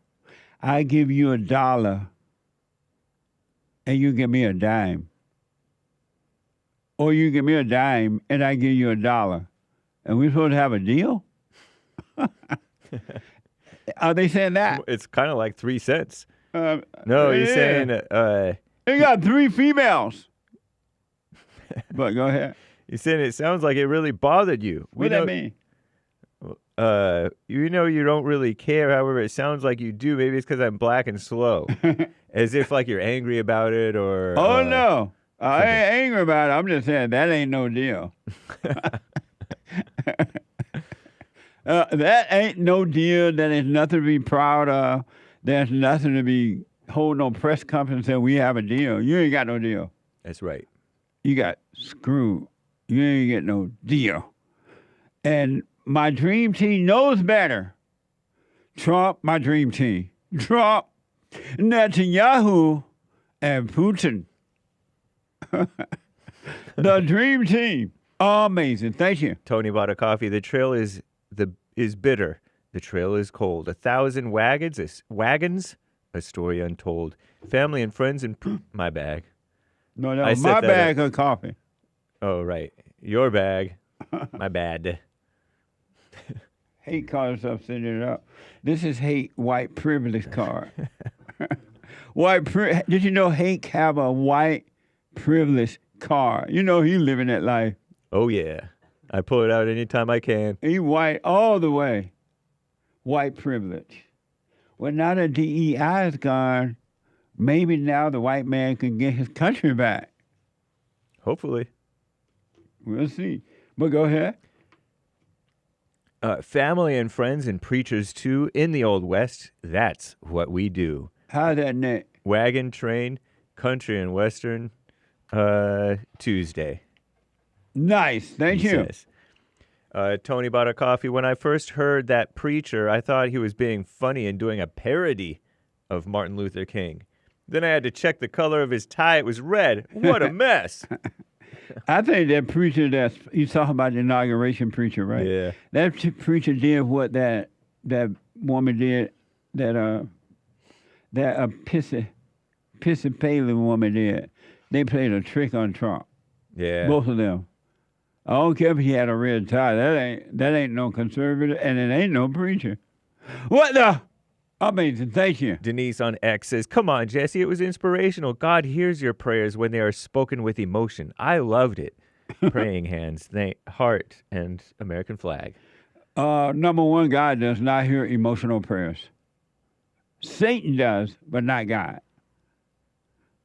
God does not. God is dispassionate. He does not hear emotional prayer because he knows they're not real. When she's crying, she's lying, right? So God does not hear emotional prayer. And that man did not do an emotional prayer. That man did a fake Martin Luther King thing for the thrill. It didn't fit anything. It wasn't a benediction. It was all fake. It was just for the thrill. It was a setup because nobody asked for no Martin Luther King, I had a dream or whatever it was. Was it I had a dream? Something like that. Nobody want that mess. He was supposed to thank God for Donald Trump and ask God to let his will be done for the Great White Hope and his administration, and amen. That's it. That was not inspirational. It may have been emotional, and emotions are not inspiration. They are lying. Amazing. Thank you. Salon Man said he had the Holy Spirit coursing through him. You're just a contrarian, Jesse, and it's true you have hatred for your own race. He had Satan's contraries flowing through him. It had nothing to do with God, not one word. God didn't even hear that mess. God was like, what the? Amazing. Thank you. Mr. Simpson says, bro, we get it. You like the silent prayer thing. We know. Everything black you don't like. I like the light. What now? Thank you. Equivoquer says, only 2 of the clergy mentioned Jesus Christ. At least he mentioned Jesus. That's all you I'll mentioned. stand closest with that man. When Satan mentioned Jesus, what is that supposed to mean? That has no meaning just because somebody mentioned Jesus. What and then he was looking up. What's up there? What are you doing up there when we need him down here? Brett Ryan says, at least he wasn't angry. Yes, he was. That was not love. That guy is filled with rage. That's why he was able to do that. That was not love. So, no, he is angry. He has rage. Amazing. Thank you. Shout out to yesterday's top contributors on the D Live crew, Games for Rec, Joel Friday's Mexican cousin, Wolf336, Groovy Monkey, and the rest of the supporters. Thanks, y'all. Thank you. Gregatron bought our coffee. Jesse, you had me cracking up yesterday with the talk of that black pastor at Trump's event. What was that? He felt like a mad scientist, like Dr. Frankenstein. He's alive. And then He's he was alive. making that crazy face. He's alive. Poor Trump. He had to put up with that mess. And why was he looking into the sky like that? No, what were you looking at? He was looking up into hell. He wasn't looking into heaven. That's for sure. In his imagination. Also, they had a band there, a marching band from a black college. Oh my God! That's what I heard. Somebody called in and told me they that. were a mess too. Black people, why won't y'all stop? Don't be black everywhere. I remember when I was a kid, my parents would tell us, Don't be acting up in the public. Right? So black people stop acting up in that band from this black, and they showed out. They showed out. They would make Joel embarrassed, and Joel don't even know black culture. Joel Friday TV.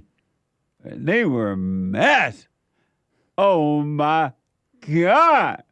They were trying to mess up Trump inauguration thing. Indeed. That's what you get for inviting those black people to your stuff. Don't be inviting the riffraff. I'm telling you. I know they gave you some votes, but Thank you. It looks like we have some new content for Bible Thumper Thursday. Can't wait to see what Nick does with it. God said it. I want it. Amazing. Rob gave 5 coffees. What's green and dances? Fred Asparagus. Who? I guess it was a joke. It made me laugh after Anchor Baby laughed. What's green and dances? Fred Asparagus. I don't know him. Do you know who Fred Astaire is? Right, but he did. Fred Asparagus. Did Fred Astaire dance? I'm not familiar with him. Fred Astaire was a dancer. Right, an Fred actor. Astaire was a dancer. Nice. So if you make him green, he'd be green like asparagus. It's Oh, really yeah. silly. Let's move on. It's a white joke. You wouldn't understand. Oh, okay. Danny- I meant to, but thank you. Danny Moore bought it. Thank you, Rob. Yeah. Danny says, hi. All right, Jesse and the lads. Jesse, I really recommend you watch Braveheart again. It's pure alpha. And James, watch it. Don't be a beta. Laughing face with sweat. At some point, I will. Don't hold me to it, but I will. At some point. I don't know when, Me but too. at some point, I will. I just need to let the hype die down. Yeah. Because these people have spoiled it for me. Oh, okay. Amazing. Someone bought a coffee. What you say is true. I didn't know that this was in the Bible when I read it as a kid, but it has stuck with me since. Something about it makes me feel free from all this miserable and pain. I want to keep it short, so I'll send it in the next coffee. Wish you well. Thank you. I appreciate it. The saddest thing that evil has played up on mankind, well, there are a lot of sad things, but the fact that you're not free and all your sins have been wiped away and you see yourself as a sinner. And then you say all that emotional crying and all that. You think that has something to do with the Spirit of God, and it doesn't. and you believe your thoughts are your own and emotions are yours. It has nothing to do with God. But thank you. Christ came that we may have peace and perfect peace. Christ said, all your sins have been wiped away. It's done. It's over. You've been bought for and paid for. But yet you live like slaves. And if someone tells you that you're not a slave, you'll get mad. If someone tells you, no, I'm not a sinner, I'm free, you get mad at them because you're in the prison and you want everyone to stand there with you. You're right. Thank you. I appreciate it. Someone bought a coffee. Follow up. Revelation 21:6. It is done. I am the Alpha and the Omega, the beginning and the end. To the thirsty I will give water without cost from the spring of the water of life. Yeah. This verse literally states that all your sins are forgiven and you can have perfect peace, everlasting, free of charge. It's amazing how twisted the devil has us, when in reality we're free. Yes. Thank you for waking me up because I had forgotten this. Wow, thank you. Where's that from? Someone on Buy Me a Coffee. And where's that Revelation 21:6. Right on. You're free. It's done. It's over. The kingdom of heaven has come. And you've been made free. Your sin was wiped away when Christ did the whole going to hell and coming back thing. You've been bought for. You've been paid for. When you go to the store now, all you need is living free water. Amazing. Thank you. Thank you. Thank you. Jean bought 3 coffees. It's so unfortunate to be a coward. It really is. What the? Misty gave a diamond on D Live saying, this is for 55th's improved sentence structure. Thank you. Cry Misty for me. Nice. Thank you, Misty. Ronnie from Ohio, 3 coffees. Uncle Jesse, I heard you make the claim that women aren't created to lead, and I disagree with you. God does too. Deborah was a high-ranking judge. Esther was a queen. Who lied and convinced you that women can't be leaders? Side note, the worst leaders in history, world leaders, were all guys. Hitler, Mussolini, Ivan the Terrible, Biden, etc. Oh, amazing. Thank you, Ronnie. But those women had men leading them. Oh, amazing. They leave that part out. Thank you, Ronnie. I appreciate it. It's midnight. Your Uber driver bought a coffee. Is booking a non-DEI flight at 5:01 p.m. today on the Anchor Baby Airlines. Jesse, what does Trump have to say now that he's president? DEI is out, that's for sure. Well, let me check. For every one new regulation, 2 old regulations must be eliminated. I rest my case. What the? A perfect response. Thank you. Father Russell on Rumble rated the stream. Thank you, sir. Thank you. It's Birdie Bound B bought 5 coffees. Jesse, my cup will remain empty until the Lord is willing to fill it with Punchie's coffee. Right on. An all-American blend for an all-American mug. Right on. Check out Punchie's coffee. My own coffee now. And it's good. RebuildingTheMan.com/store. RebuildingTheMan.com/store to order your coffee. Can you hold it? Yes, sir. I want to get to some calls. I'm looking We'll get to the rest later, guys. We definitely will. Thank you all. Brian is a first-time caller out of Ohio. Brian, welcome to the show. You're on the air. Hi, Jesse. Hey, Thanks, Brian. man.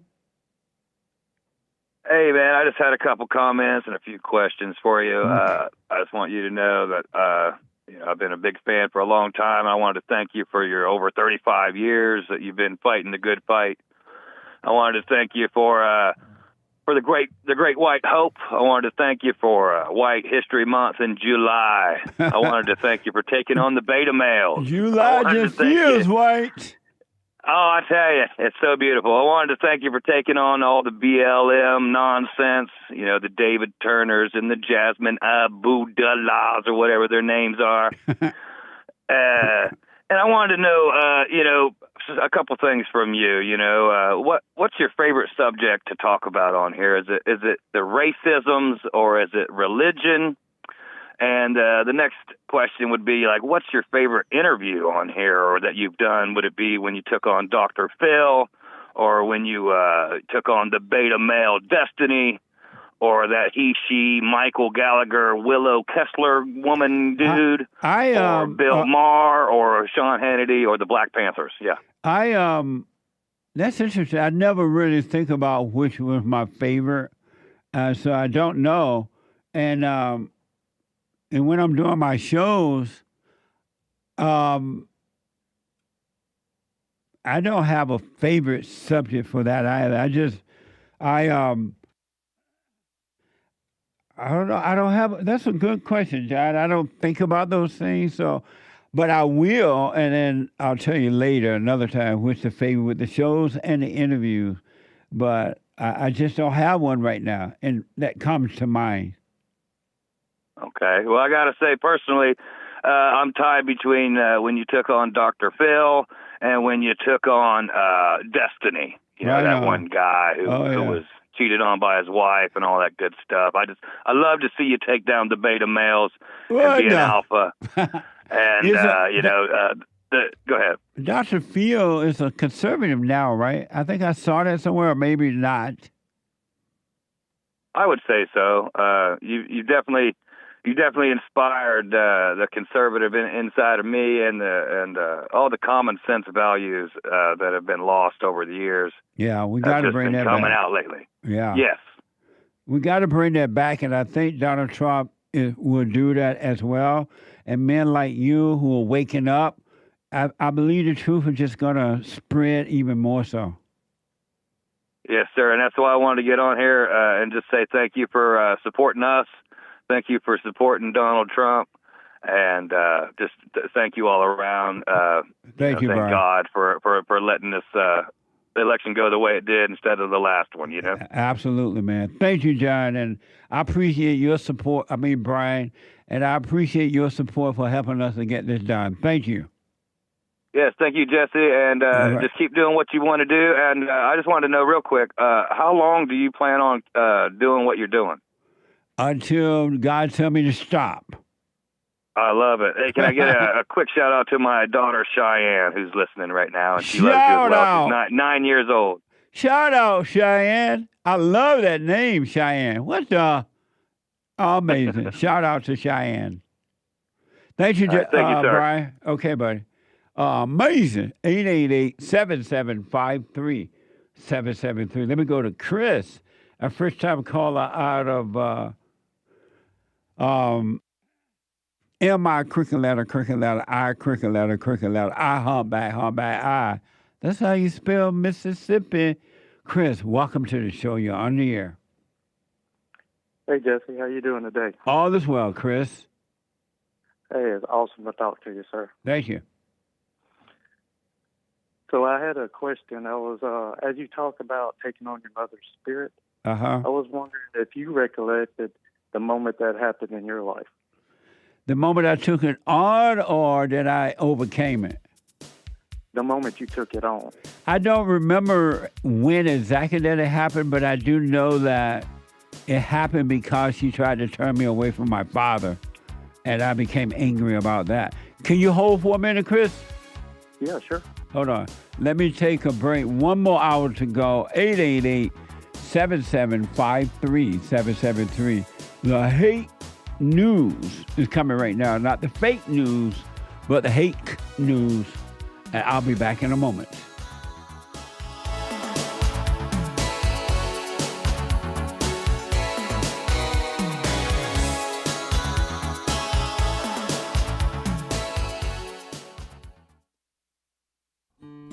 We have a counseling service, and I have to admit, thanks to God, it is the best counseling service on this side of heaven. I counsel with men and women, families, individuals around the world. Most people are unhappy, they're miserable, they have rough lives, they're depressed, suicidal, young and old, of all races. I understand, I know why, and I do understand it. Because exactly what's happening in me is happening with everybody outside of me, inside of them. And I've noticed that with those who really, really, really want to understand, they overcome it just like that. Out of one counseling session.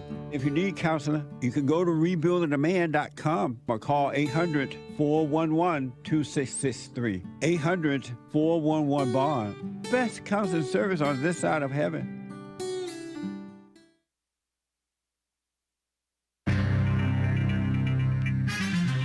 The tariffs are coming in. Oh, yeah. China, Canada, Mexico. Nice. California wildfires still going. Out of the major headlines, I guess, but still going. 28 people dead. And Netflix is raising their prices. Who cares? A cat was left on an airplane by mistake, apparently. Should never have been allowed on there, maybe. Mr. Beast wants to buy TikTok. That's cool. And Thailand, evil Thailand, is falling for so-called same-sex marriage, and they're calling it so-called marriage equality. You know, that's a euphemism, communist euphemism. This is the end of hour 2 of the Jesse Lee Peterson Show. It is Wednesday, January 22nd, AD 2025. The lines are full, guys. JLP will be right back. You can call in every so often, just in case a line opens up, but right now they're all full, so you get a busy signal. But call in as you hear JLP wrapping up with the caller, or every so often in case a caller drops. Commie Nonsense Network CNN reports tariffs. Trump administration is moving to impose steep tariffs on goods from China, Canada, and Mexico that may come as soon as February 1st. Oh, yeah. A move that could raise prices for American consumers, says Commie Nonsense. President Trump, our greatest, this week said he is considering a 10% across-the-board tariff on all Chinese goods and 25% tariffs on Mexico and Canada. While Trump claims foreigner exporters pay the tariffs, U.S. consumers stand to foot a portion of the bill too, so says Commie Nonsense. Retailers unlikely to absorb fully those added costs. Retailers have taken some preemptive steps to stave off increasing prices, including stockpiling goods and shifting production away from countries that could get hit by tariffs. That's part of the point. Nice. But those measures may only protect consumers for so long. Maybe we'll bring back some manufacturing like he did in the first term, I heard. Anyway, at least 28 people have died in the wildfires blazing across Southern California. The air seems okay, but sometimes it's moderate, at least where we are. I don't know. It's been hit and miss. You don't know. You got to be careful. Officials said that on Tuesday, the Palisades fire but there's some like carcinogens. It's kind of like 9/11 type stuff. Ash and poison and mess. It's terrible. The Palisades fire in LA County burned over 23,000 acres, 63% contained. And the Eaton fire, 89% contained. Oh, that's good news, I guess. At over 14,000 acres. More than 10 million people in the region under red flag warnings today. Gusty winds. It's supposed to be like 77 over here, I heard. By the way, 77 degrees Fahrenheit.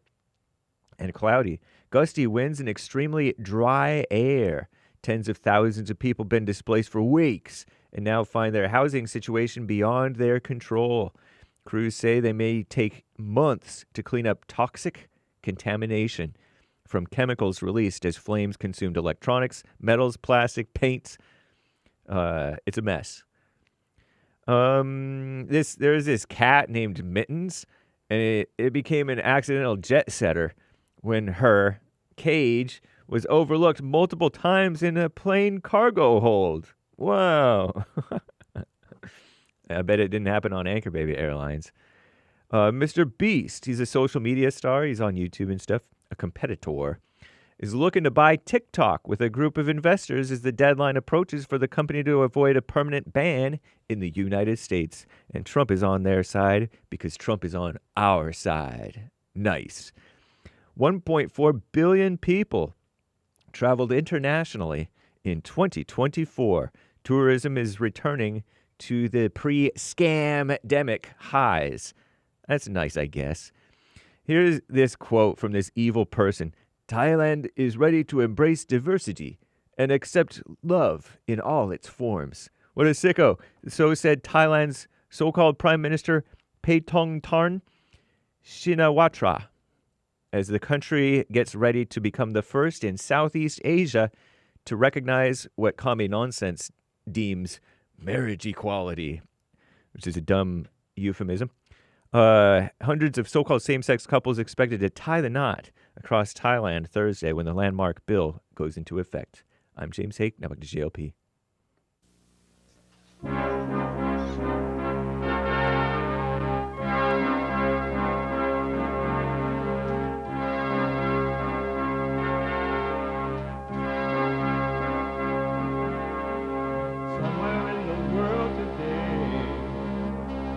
Got to stand up strong, face the truth about themselves, to understand what went wrong. I know we can find a way.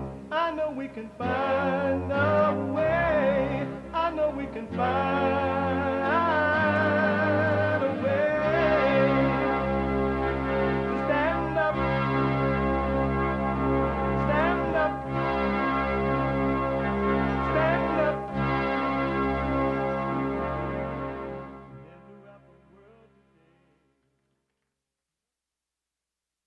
Uniting the races with truth instead of dividing them with lies. We're also rebuilding the family by rebuilding the man. I am Jesse Lee Peterson. Welcome to the third hour of the show already. It's the third hour. You can get involved by calling 888-7753, 773, 888-77-JESSE. And my biblical question, do you pay attention to what's happening to you or what's happening in you? Do you pay attention to what's happening to you or what's happening in you? Amazing question. You can get involved. You can listen to the show no matter where you are. And we are heard around the world by everybody and they mama if you're black. And everybody and their mama if you're white. You can listen to the show by calling the listen line on TalkStream Live at 605-615-4131. That's 605-615-4131. And to donate to have your comments read out loud, and we are going to get to all of your super chats, go to buymeacoffee.com. buymeacoffee.com/JLP Talk. buymeacoffee.com/JLP Talk. Or Bond JLP Cash App. Bond JLP Cash App. All right? I do appreciate it. It's Wednesday. It's the third hour of the show today. And every Wednesday, and during the third hour of the show today, during the third hour of the show, it is Manhood Hour. What is a man? What is a man? It's an adult human male. Manhood. Hillary or President Trump? I voted for Hillary Clinton. Beta male. A man is a male who turned to man. Alpha male. Live right, be right, and lead the way. A tall son named Baron. Has anyone ever heard of him? Whoa. He knew the youth vote. You know, we won the youth vote by 36 points.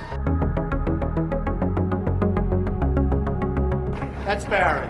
He's strong, he's smart, he's tough, he's vicious, he's violent. Yours is the earth, and which is more, you'll be a man, my son. You can thank your father's influence. My father made me everything I am. My young son uses laptops to have little war games, right? Sir, what are your orders? Amazing. Like father, like son. When you see the son, you see the father. It's Manhood Hour.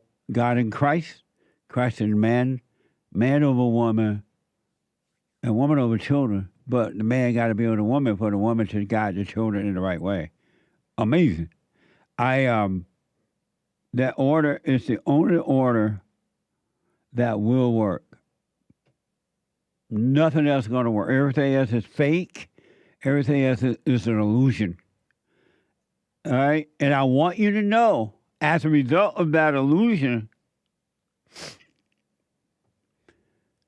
human nature is evil. Human beings are evil. And if you doubt me, I have proof. Look at your own heart and see how wicked you are.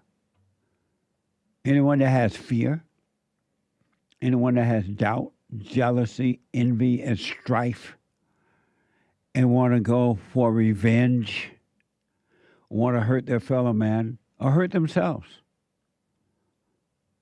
Anyone get lonely.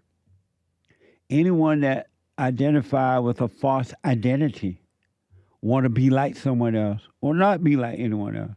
Anyone who think they're rich or poor. Anyone who identify with color, or whatever. You're evil, and you're angry, and you're desperate. And a desperate person would do anything. When God said, do not trust an angry person, he wasn't lying.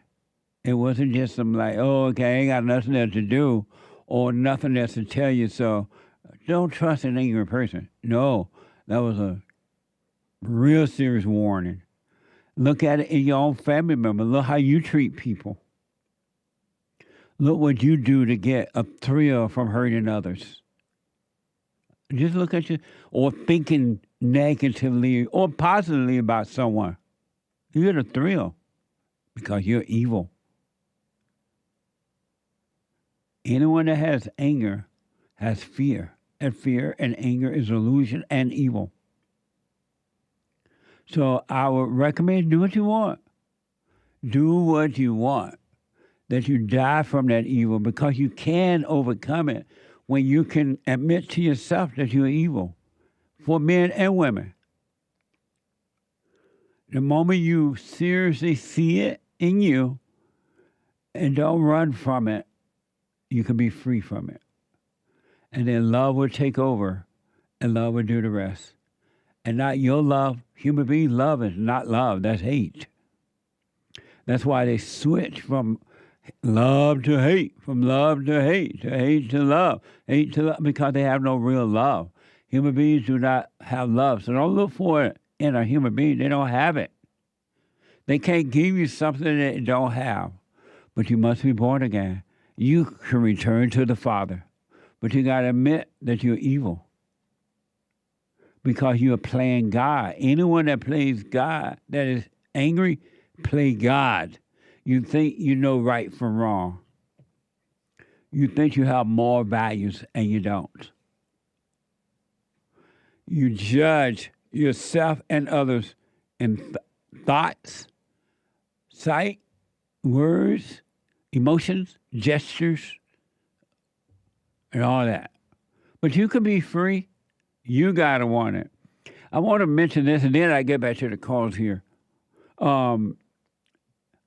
There is something called birthrights in America, birthright.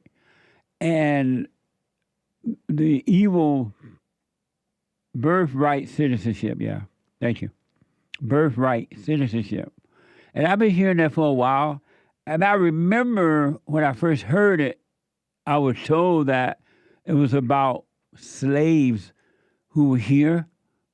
Once they became free, they became citizens, something like that. They had this birthright thing happen so that they can become citizen, birthright citizen, right? Citizenship. And it was for the blacks. It was for the slaves. And then human beings, being as evil as they are, they over the years, because it wasn't like this in the beginning, last 70 years or so, the people of the lie have included, they kept including black in wrongdoings so they can get their agenda across while pretending they love the blacks.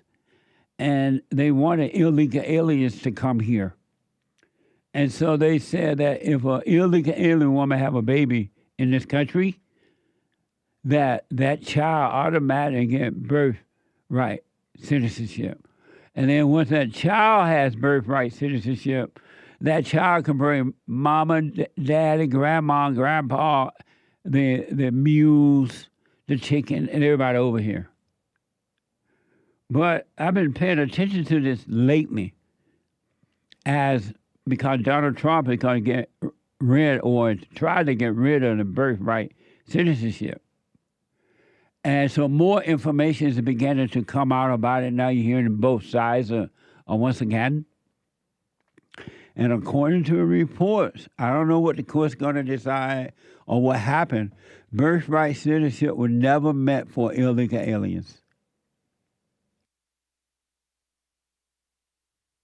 It was never meant for illegal women to come across the border and drop a baby on the ground and call it a birthright citizenship. It was never meant for that. It was meant for the slaves at the time in this country already.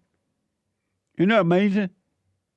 Fox News is reporting Attorney General from 22 states sued Tuesday to block President Donald Trump's move to end a century-old immigration practice known as birthright citizenship. Watch this from Fox News.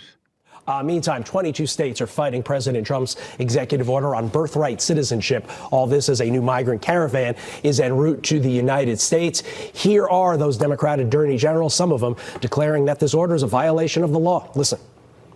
Here's the rule in the 14th Amendment. Everyone born here is a citizen, period, full stop.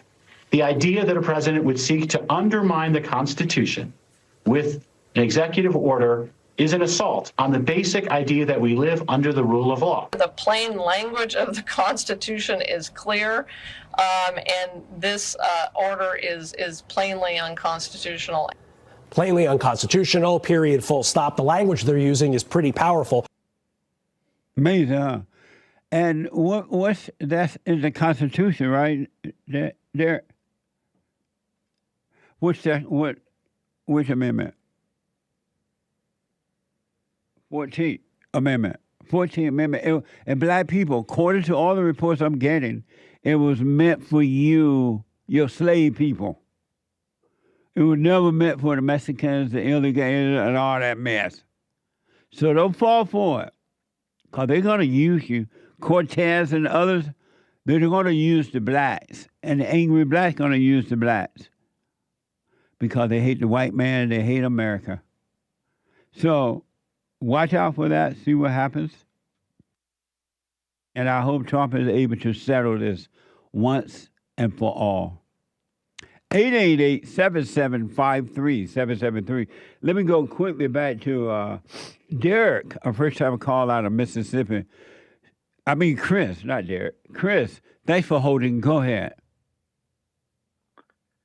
So we were talking about, Jesse, about the spirit of your mother. Right. When if you remembered when it entered you.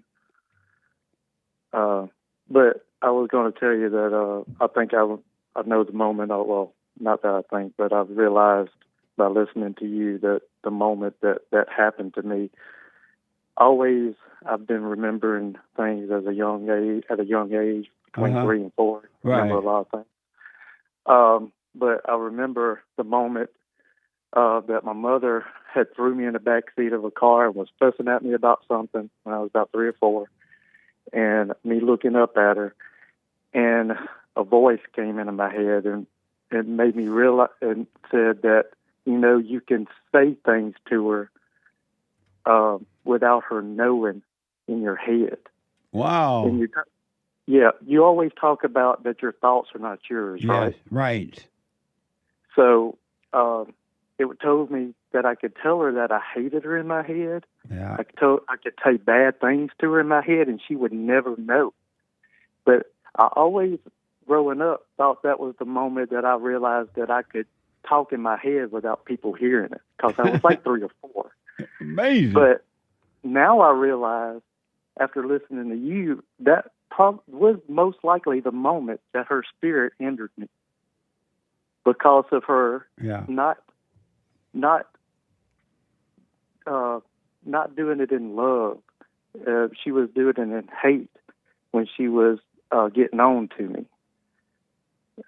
So I was just wondering if maybe you guys remember that. But that's an amazing point, though, that you can remember that. I was thinking about your question during the break, and I do remember when I was a little kid, maybe, if I remember correctly, maybe 5 or 6, maybe even a little young, but 5 or 6 for sure. I was yearning for my father. I knew my stepfather was my father, even though no one had told me at that time that he wasn't, but something in me allowed me to know that it wasn't my real father. I was still yearning for my father. And I do remember as a little kid asking my mother about him, who was my real father. Was my stepfather my father? And she would get angry at me. And I remember it having an effect on me. Now, I'm not sure if it was a mental effect, as you're saying, but I do remember it having an effect on me as a kid. Go ahead. No, go ahead. No, were you going to ask me if I forgave my mother? Yes. Yes, I figured. Yes, I have. Watching your show, I realized that her spirit was in me. Yeah. And that I needed to, and even though, you know how people always say I forgave her in my heart, I realized and understood at that time, even before I heard you, that she did the best that she could. Yeah. And just getting older and understanding that as an adult. But I never thought about going and telling her that I forgave her. But after watching your show, I realized that, yes, and I did go and sit down with her and had a conversation with her and told her, you know, I forgave her for turning me away from my father. Yeah. So, and, you know, it's kind of crazy because first thing out of her mouth she said was, "Who you been talking to?" What? I know. So first thing I told her is, I've been talking to God. Yes, sir. And that shut her up real quick. Nice. And then, you know, then come the waterworks. Yeah. The crying. So I just ignored that, acting like it, you know, but watched it like a little movie, like you always say. Yes. But that's amazing.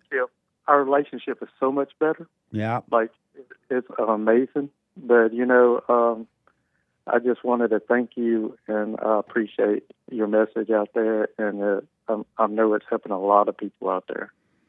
Well, you stay with it, and stay with it. Because now that you have forgiven, then God has forgiven you.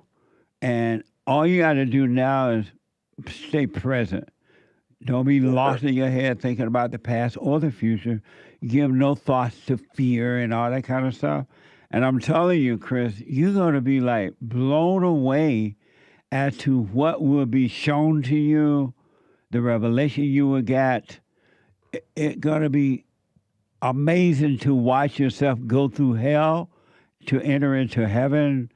I can't find the words to describe that, how much you will know without a doubt that God is with you and that he loves you. And he has never and is not holding anything against you. He does not see you as a sinner or anything. It's just that the mind and the people have lied to you to make you think all that.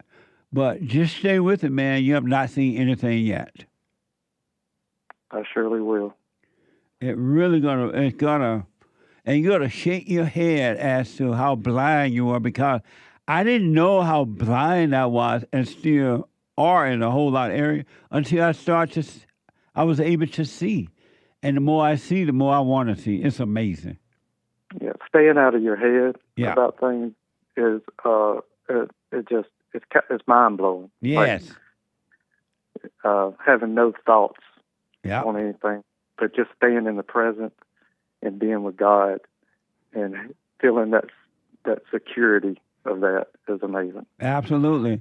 And when you were a kid and you remember that the devil told you, oh, you can hate your mother in your mind, you can think right.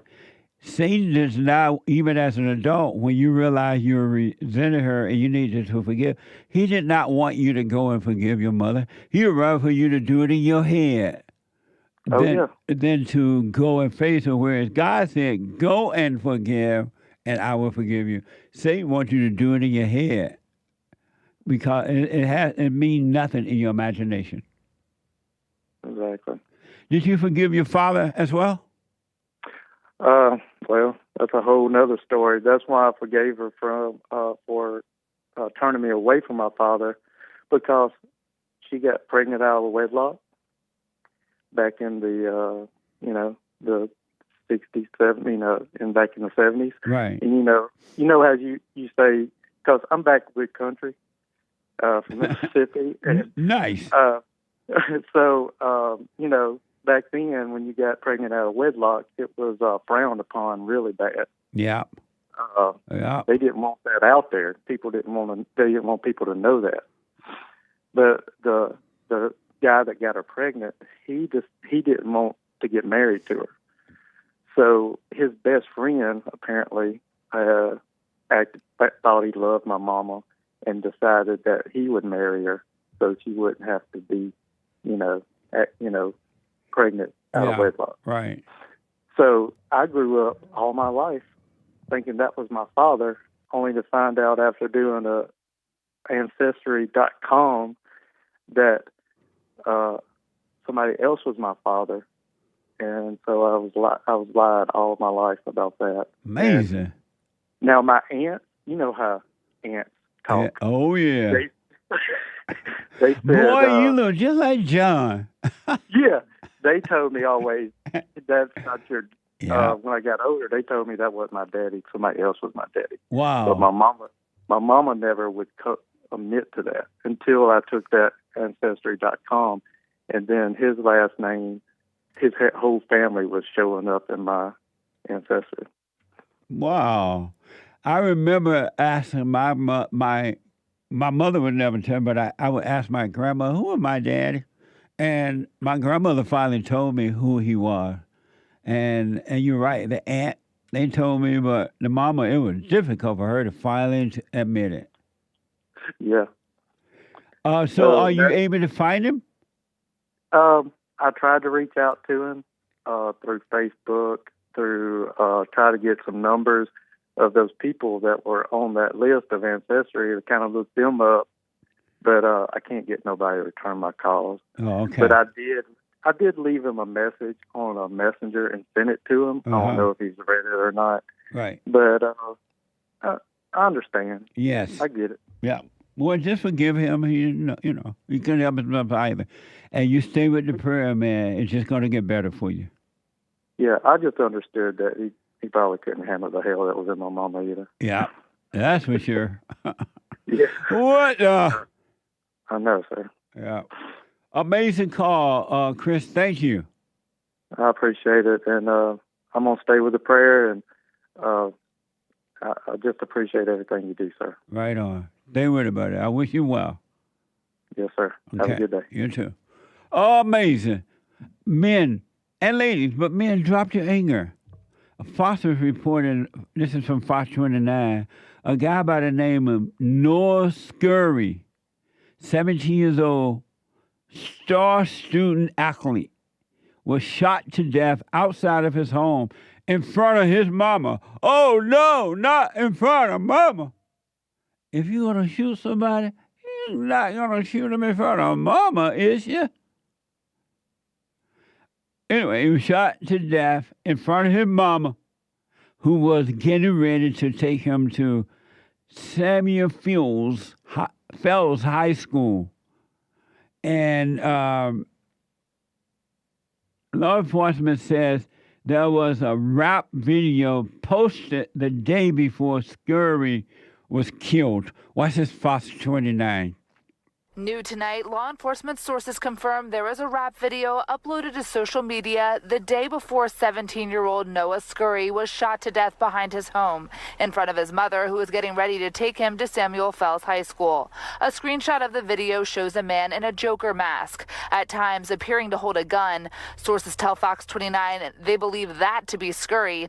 In the video, he dances along other individuals who are also holding and showing off guns throughout it. Skyfox overhead the Philadelphia police impound lot yesterday. Police confirmed this white Jeep Cherokee is believed to be the car used in Scurry's murder, which happened around 7 a.m. Tuesday in an alleyway behind Rohr Street. Police say at least 2 shooters got out of the vehicle, with the driver possibly staying inside.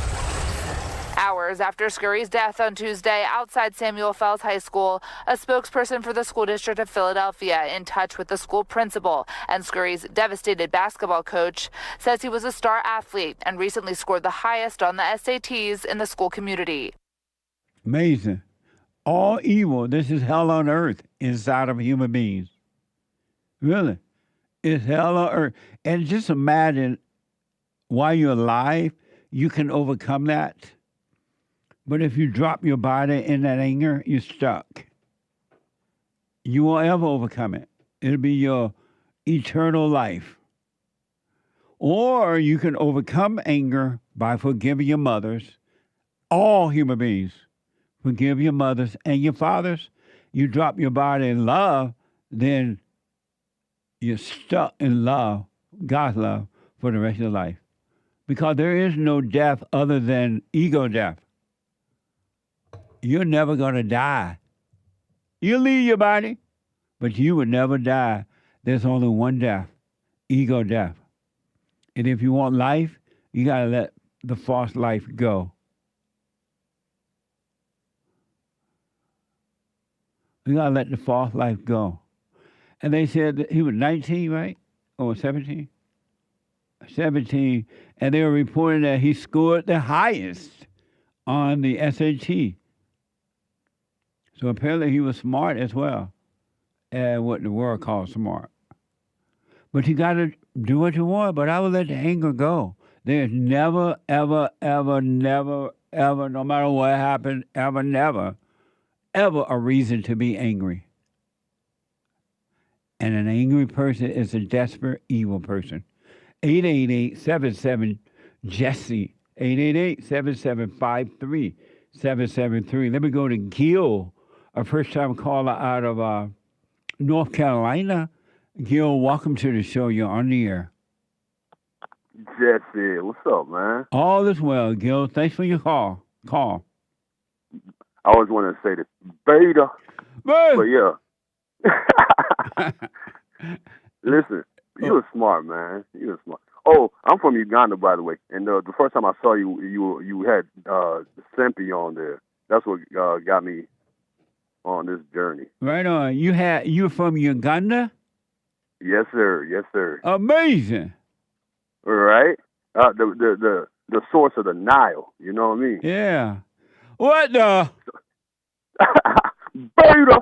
Hey, check this out, just what? Look. You first of all, you're funnier than any comedian out right now.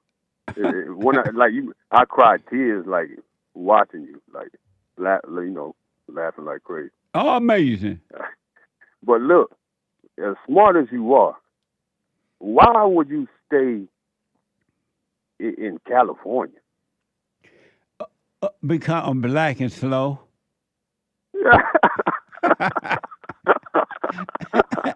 Hey, look, at least you're consistent. No, you know? That's right. No, the reason I'm still here, in all honesty, is because I haven't seen a way to leave yet. And so, I want to buy a building for the business. I haven't seen a way to leave. And I love the weather here in California. I like California, period. I don't like what it has become. But I just like California, man. The weather's nice in Florida. Yeah, but I heard, it get like muggy hot, and then they have earthquakes and things. I mean, not earthquake, but tornadoes or something like that, right? They don't have tornadoes or earthquakes. That's where you are now. What do they have? Kind of bad weather where it blows your house? Hurricanes. Yeah, they have hurricanes. But I'm here because. Wait a minute. You said fear. You shouldn't be fearful, Jesse. No, I'm not afraid of it at all. I'm just saying I just haven't seen to leave yet. It amazes me. You know how they get down out there, Newsom and all those fake, fraudulent. But that's everywhere. Yeah, that's true. That's everywhere. Gil, call me again, but I got to take a break. Hey, listen. What? No, listen. I'm going to see because of you for Hold on, my buddy. mother and father. Hold on. I got the treasure chest is now open on D Live. Back in a moment. Hold on, Gil. That's what the enemy wants. He wants to control you. They do things to make you mad so they can control you. It's like being married. And the wife would do things to make you mad, or she'll do things to make you feel good. And men do that to women too when they want something from the woman, especially sex. They'll make her feel good or they'll make her angry. And the woman's gonna have to say, you don't want to be angry. You want to speak up. You want to disagree with what's going on. It's wrong, but do not be angry. Then you won't have fear. You won't have doubt. You won't have worries. You'll be able to see, but you got to stay away from anger. That's why you must forgive your mothers and your fathers so that you can overcome the spirit of anger. It's a spirit and it's wicked. Nothing good in anger because it has no love, folks. You need love to defeat evil. And love is not a weakness. It's a strength. It's from God. It's His nature.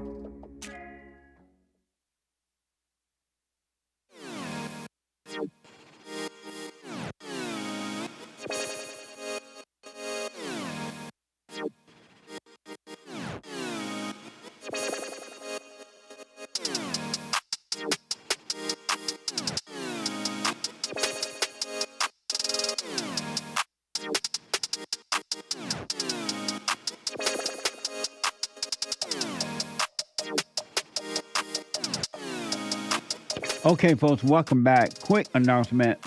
Then I get back to your calls and super chat. The Hake Report is coming up at 9 a.m. this morning. The Hake, H-A-K-E report.com. The guy with the good hair, on fire. And then the Joel Friday. Joel Friday at 11 a.m. He black. Joel Friday at 11 a.m. Pacific time. On fire. Yesterday he did this amazing story concerning politics and what's really going on. I'm like, what the? Because I remember when Joel was not interested in politics. Amazing. And then at 12 noon, the American anchor baby. Natural energy given to him by God. All the energy that God did not give to Trump, he gave it to the American anchor baby. And yesterday, y'all heard he presented his show from a secret location. He didn't want the he didn't want the Border Patrol people to come after him. He went into hiding. His show was done from a secret location. Look, he's hiding now. Nick is not here. The anchor baby is out at 12 noon. And then last but not least, brand new episode of the FallenState.tv. I had an amazing discussion with Shayne Smith. And Shayne is a stand-up comedian and a devout Catholic. Watch this. Next time on The Fallen State. I just grew up very poor, fell into crime, and didn't have a good father figure at home, that kind of thing. When I came out as Christian, which is a funny sentence, I came out as Christian, but I thought it would end my career. When you were an atheist, did you have perfect peace? No, I was miserable. I was successful, and I had money, and I had women, and I was more sad than ever. So you have a fiance. How do you deal with the hell in her when it comes out? That's a great question, Jesse. That's a great question. You're going to enjoy this, really. Friday at 12 noon, Shayne Smith, thefallerstate.tv. And support the Fallen State, right? By going to thefallerstate.tv/donate or locals.com.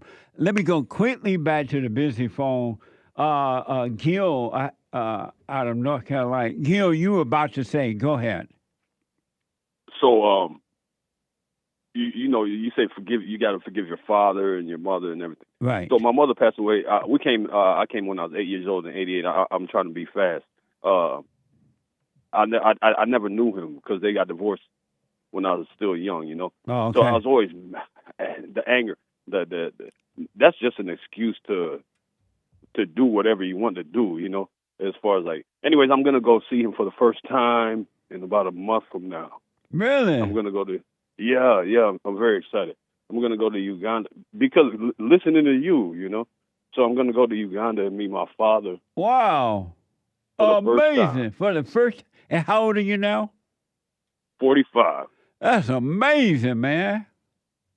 Yeah, I don't even know why I was mad. I mean, right. You know, and then you do things like, oh, this is because I don't have a dad, or you know what I mean? Yeah. Not necessarily. You don't say that, but yeah. That's you know. It's just an excuse, you know, like people joining gangs or getting high, or you know. I love that. It is just an excuse. You're absolutely right. It's an excuse. Yeah.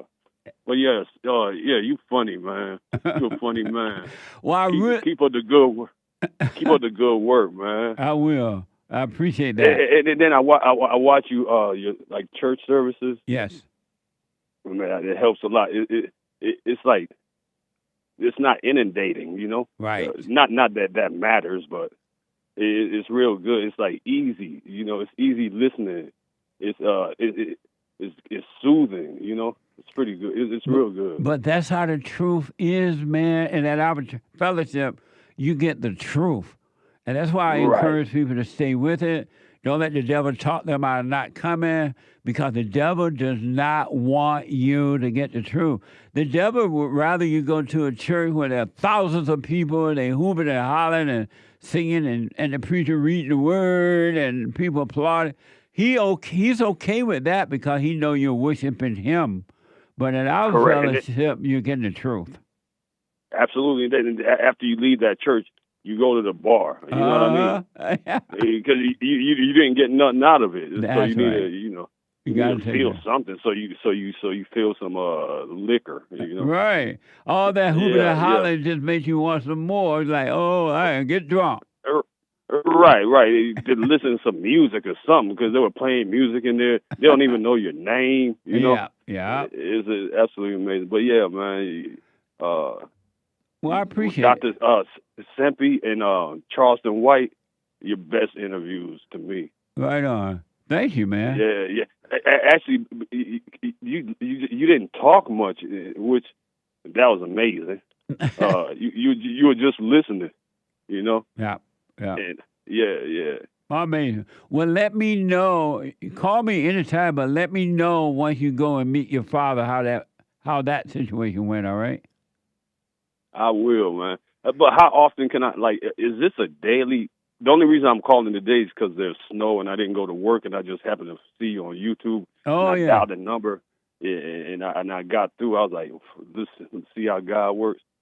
But, well, we're here Monday. My show is Monday through Friday from 6 a.m. to 9 a.m. Pacific time. We're here every day. It's Saturday and Sunday. This same number I called? Yes. Monday through Friday from 6 to 9 Pacific time. You're going to get tired of me, Jesse. Amazing. Well, beta. What, beta? What the?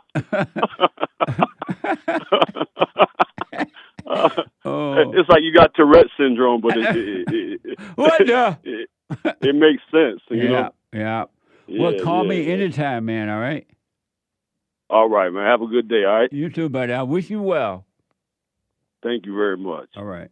Amazing. Going all the way to Uganda to meet his father and forgive. Isn't that amazing? And children, men and women, boys and girls, don't hate their fathers. And those who say they're angry at their father, they're only angry at their father with their mother's anger, not their own. They yearn for the father. They want to go back to the father. That's what salvation is. Amazing. Let me go quickly to BRANDI out of Hawaii. BRANDI, welcome to the show. You're on the air. Good morning, Jesse. Hey, BRANDI. Congratulations on the Great White Hope. Amazing. Thank you. The Great White Hope. And you voted for him as well, right? Of course. Right on. I love him. Congratulations. Thank you. Yes. So there's this rumor going around. I really hope it's true, but they're saying that Trump just, he's pushing that if you're getting child support, that you can no longer claim the children on the taxes. Whoever pays the child support is the one that's going to be claiming them. I really hope that's true. Wow, I've not heard that, but I love that. I really, I don't know. I'm hearing that it is true, but then I watched some videos last night and I'm hearing that it's not, it's fake news. But I really hope that's true because it's more likely that the mother will take the tax return and the dads will be in their lives more. Yeah. You know. Yeah. So I hope that that's true. Wow. And I've never, isn't that great? I really, really hope that's true. Yeah. Where was I 20 years ago or longer? I've not heard anything like that at all. And it will make the mother want to work it out with the dad on the kids being able to see him more, and there'll be less court cases and all that. Right on. And it's so unfortunate, BRANDI, that the woman's heart is so evil that she would destroy the children, trying to get at the father, hurt the father. She would destroy the children and hurt the father, those fathers that are emotionally involved with their children. It's unfortunate that the woman is so wicked and evil that she would do that. And she has no love. We had to deal with that. My husband, we dealt with that for over 20 years, and the kids won't speak to us now. She's turned them against us. Wow. And she would take us to court over and over again and lie and tell the kids that we're nothing but losers, and even though we were paying her and picking and dropping, and she 1 year she got $10,000 from our tax return because when we file taxes, if we're back pay, she'll get that and she gets to claim them. So she got way over $10,000, and she was about 30 minutes away and would not drop them off. What an evil woman! So she made us drive over an hour to get to them. I was counseling with a guy yesterday or the day before, and he was telling me that his child mother, and the child is like 3 years old, I think, but the mother is telling the child, "Oh, you would rather be with me than your father. You would rather this," and so the child says that, "Oh, I'd rather be with mom than you." And then, but when the child get with the father and the mother is nowhere around, the child love being with the father. And it's just so unfortunate that the mother, but I hear it all the time now from around the world. We have amazing counseling, by the way, by phone, Skype, or walk-in.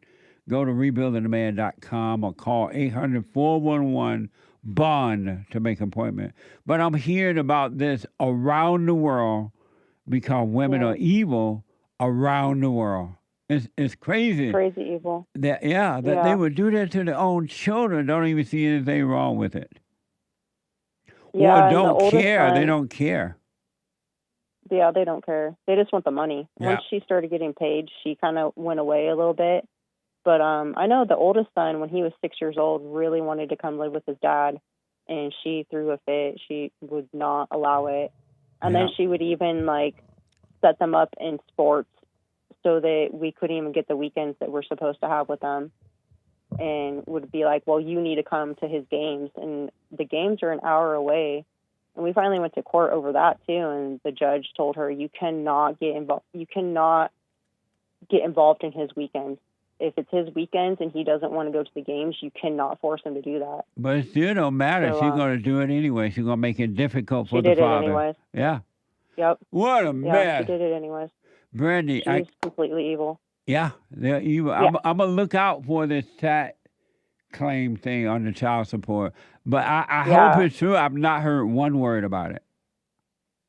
Yeah, I hope so. Let me know if you hear anything good about it. And one more thing, did you hear Roseanne Barr's rap video? Go look it up. I did not hear yet, but she sent me a message about it, so I'm going to have to hear. I have not heard. How is it? It's great. And the guy that she's rapping with, I've been trying to tell you about him for 3 years. Oh, yeah? You let me tell you about him. Yeah, I've been trying to. So it's great. If you hear it, then you'll be able to talk about it. And I'm like, finally, Jesse knows about him. Amazing. Which I'm sure you already do. I will. So go look him up. I know we're running out of time. I'll call back. Absolutely. Thank you, Brandy. No worries. Have a good one. You too. Amazing. Super chat. Super chat. I have not heard the video yet, Roseanne. She texted me the other day, and I got to respond. I'm going to listen, hopefully over the weekend. Thank you. 3 coffees from Matt. I tried to convince my wife not to take Ozempic, weight loss drug, without judging and without anger. He tried to convince her without judging, without anger. She chose to take it anyway, and she has been getting incredibly sick. She told me this morning she was going to stop taking it. I told her, good idea, but I wanted to put my thumb on my nose and wiggle my fingers, saying, nah, nah, nah, nah, nah. I told you. Did I do the right thing? Yeah, no, you didn't judge her. You gave her the best advice. You let her suffer. Now she got to see what you're talking about. Well, if you do the 999 now without being angry, you're fine. Have fun with it. Amazing. Thank you. Someone bought a coffee. Hello, Sarah. As a person who's starting to wake up, isn't it good to see how we supposed to respond when the devil raised his head? To see how the president responded was a lesson learned, I thought. Yet you dogging her out, and she's not the problem according to what you're preaching. It's the evil spirit in her. Right. Are you practicing not judging with your eyes, ears, mouth, and everything else you said? I agree. To see her and that black preacher up there was not good to see. Yeah, what a mess. He's talking about that woman from the Episcopalian. Episcopalian church. Yeah. Right. Episcopalian church. Close. What do you mean? Close enough. Episcopalian. Right. I like your shirt. Thank you. I like it too. And what does it say? It says, a man with anger, really anyone. Man or woman. With anger is a murderer, Jesse Lee Peterson. And how can they get it? Rebuildingtheman.com/stores. Okay. Amazing. And there's all the links, including the coffee and all the JCLeePeterson.shop. No, I'm not judging her. I know she's evil and wicked, and she has identified with evil. Otherwise, she would not have done that. She knew that what she was doing was wrong, and she would not have done it if she was not evil. But I'm not judging. I understand it's not her, but the evil that made her home at her. Thank you. Nice. Jed, 3 coffees. Thanks to Jesse and the crew. Been watching for about a year now and really starting to make a lot of progress. Thank you so much. Right on. Stay with it, stay with it, stay with it. Hey, team, says someone. In Romans 7, when Paul talks about the war within him, is he talking about between his soul and spirit? If that's the case, within the soul comes the thoughts, I believe, and because that, then all thoughts have to be lies. ! Well, he definitely talking about the spirit of evil in his mind, and it's not him. And he didn't realize that until he realized it wouldn't let him do the right thing. It always made him do what he didn't want to do. And he realized it wasn't him. Just as you need to realize, and you will, sound like you are working on it, that it's not you, but it's the spirit of the mind. You are not your thoughts. You're not your body. You're not your emotions. Those emotions. Amazing. Thank you. Gabriel bought a coffee. Hi, all. An idea for the Punchie coffee brand. Punchie coffee. Punchie. Right. No Y. Punchie. Since they removed Aunt Jemima and Uncle Ben's faces from their labels, perhaps Jesse can represent the blacks with Uncle Jesse brand coffee. I think it would be amazing. I miss Uncle Ben. Personally, I think the picture with Jesse's Tar Baby logo would be hilarious. Laughing face scrunched. And catchphrase, from working the plantation to owning the plantation. Ha-ha. I love that. Why, Uncle Ben go? Poor Uncle Ben. Laughing face. Amazing. Thank you. Amazing idea. Thank you. Someone asks, sir. Don't forget, you can buy the coffee at rebuildingtheman.com/store. Amazing. That's right. Sir, have someone ever asked, are you just trying not to be accountable to someone because of how you live? If so, what do you say? Repeat that. Are you just trying not to be accountable to someone because of how you live? If so, what do you say? Has someone ever asked you that? We are not accountable to anyone. And you don't want to be accountable to anyone but God, but the truth. Really. You should have no other God before God. Everything else is a false God, and it will destroy you, no matter what, or whom, or where, or how. So you only want to be accountable to God. Amazing. Thank you. Dixie Chick says, you probably won't read this, but you all have to watch this particular movie. Found it on YouTube accidentally, and it's fantastic. Love you guys, heart. Right on. Thank you. Check it out when I have time, but don't hold me to it. Thank you, Dixie Chick. Because of my schedule, all right? Thank you, though. Mary bought a coffee. I know hating someone is like you murder that person in your heart, according to the Bible. Yeah. But throughout the Bible says you should hate the things God hates. There are many verses in the Bible about God hates the sin. I know I did things in the past that I hate now. I don't look back, and I know it wasn't right in God's eyes. Is there a difference between those hates? Can I hate the things that is an abomination to God? ? When you understand, when you live by understanding, then you are not accepting good or evil like that, right? But when you have a feeling behind it, thoughts and emotions behind it, then you have hate, and that's not what God was telling you to do. No, don't be emotional about it. Don't feel anything about it. It's enough to see it, but don't judge it. Don't have an opinion. Just see it. Amazing. Thank you. And Greenwald gave a diamond happy birthday to Beta Legs. Party horn emoji. Thank you. Right on. Beta Legs is a regular in the D Live crew. Oh, okay. Happy birthday, Beta Legs. Shout out to Beta Legs. Shout out to Misty, Greenwald, Games for Rec, Cactus Eater Bear, Kilo Alpha Tango, and the rest of the supporters on the D Live crew. And thank you guys. I do believe that is all for now. Amazing. Thank you. Let me go quickly to a first-time call out of California. Javier, welcome to the show. Javier. Jesse, how are you? All is well. You're on the air. I appreciate you taking my call, man. Yes, I sir. discovered you about a year and a half ago, and I've never heard anyone say, all thoughts are all lies, and that helped me tremendously, man. So, props to you and the crew. Thank you. Yeah, my situation is, I'm going to court with my baby mother. I know you say it all the time, hey, don't split the baby in half. But, ever since I started this court process about half a year ago, things have slowly gone better. I've got more time with my children. She's letting, the grip on them go a little bit. And, I did make 2 girls. Beta. But, beta. Yeah, I was you a don't beta, know man. the secret to making boys first? Not being a beta. That's right.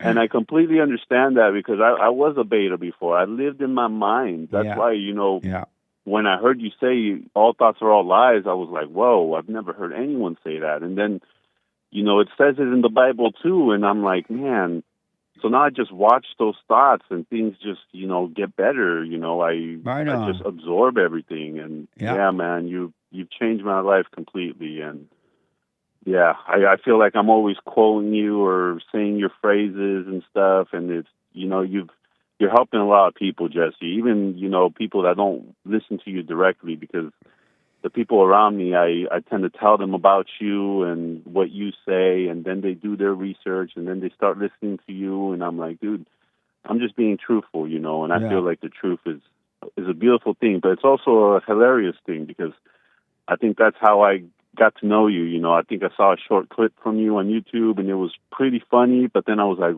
the truth is pretty hilarious in itself. So, yes, absolutely, man. Wow. Yeah, and Yeah, man, I appreciate you. And, yeah, you know, and I see 100% that the hell does come through the woman. You know, me going to court with my baby mother, she tells a lot of lies and a lot of accusations. And it's like, how does she not know that she's hurting her children, you know, from just, you know, trying to hurt me? Yes. So it's pretty incredible. You know, you're spitting nothing but the facts, man. And I'm very grateful for you and the crew.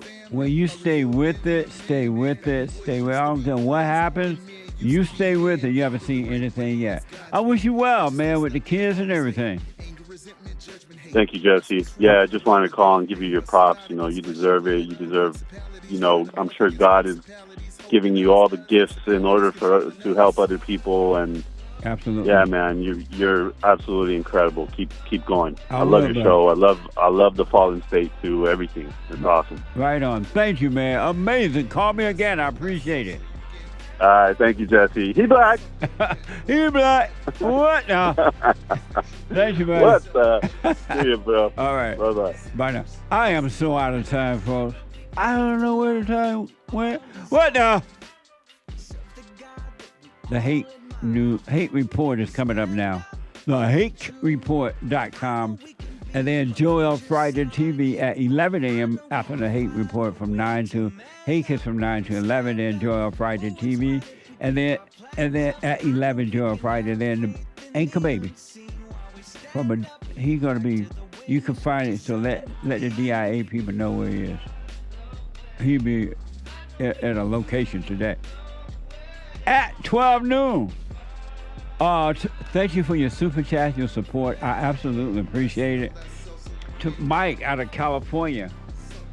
Tay, a first time call out of Asia. Is that true? Asia. Heard around the world by everybody and they mama, if you're black. Everybody and their mama, if you're white. All the way from Asia. Tay, call me tomorrow. Fritz out of Florida. And somebody just dropped. Yeah, the J6 people have been released. I do want to talk about that tomorrow. Derek, make sure you put that in my package. I want to talk about we got to recognize that. All right, they are free. And to the rest of the call, I'm out of time. Thank you all for everything. Get on that straight and narrow path. Stay there. And remember, all thoughts are all lies all the time about anything. Your thoughts are not God's thoughts, and those thoughts are not God's thoughts. And forgive your mother and your father and be free. It's up to you. You can be free or you can stay in your hell. Amazing. Take care, folks. The Hate Report coming up now. Take care.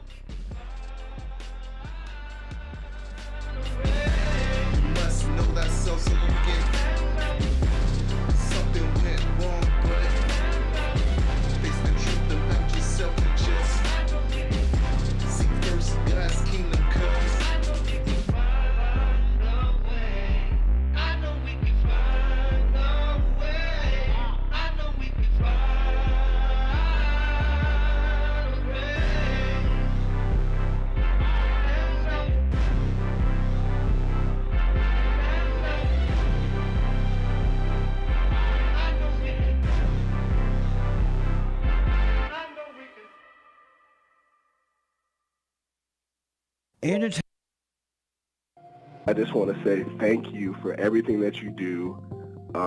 You've absolutely changed my life for the positive, and I just want to thank you. I was 29-year-old beta, living at home with my mom, and just was living in fear and in doubt, and I couldn't hold down a job. And then I found you, and I started listening, and I started just being more at peace. And I forgave my mom, and I forgave my father. And it's like right after that, everything just changed in my life, and I was able to get a good job, and I moved out, and I live on my own now, and everything has just changed. And I just want to say thank you, and I appreciate you for spreading that message. It really is a positive message. Amazing. That's good, man. I want people to know God loves us in ways that there are no words to express, because you have nothing to compare it to, right? Stay with the silent prayer. You haven't seen anything yet. It gets better. I'm 32 years old now, and I've been clinically depressed since I was 17 years old. And ever since I started listening to you a couple of months ago, bro, I don't even need to hear the word depression. I don't even care about that because that's not anything that I identify with anymore. Nice. I'm 100% cured. I'm 100% better because I've been listening to the Jesse Lee Peterson show, and I can't even begin to tell you how much I appreciate you. And I just can't even, begin to tell you how much I really appreciate the things that you're doing for young men. Young men need to hear this, and young men need to know this message that you're delivering because it's important. It's vital to their lives, Jesse. I just wanted to let you know that, man. That's amazing. I mean, you made my day, man. When I hear one soul has returned to the Father, it's like 1,000. It's better than silver and gold. So God bless you, man.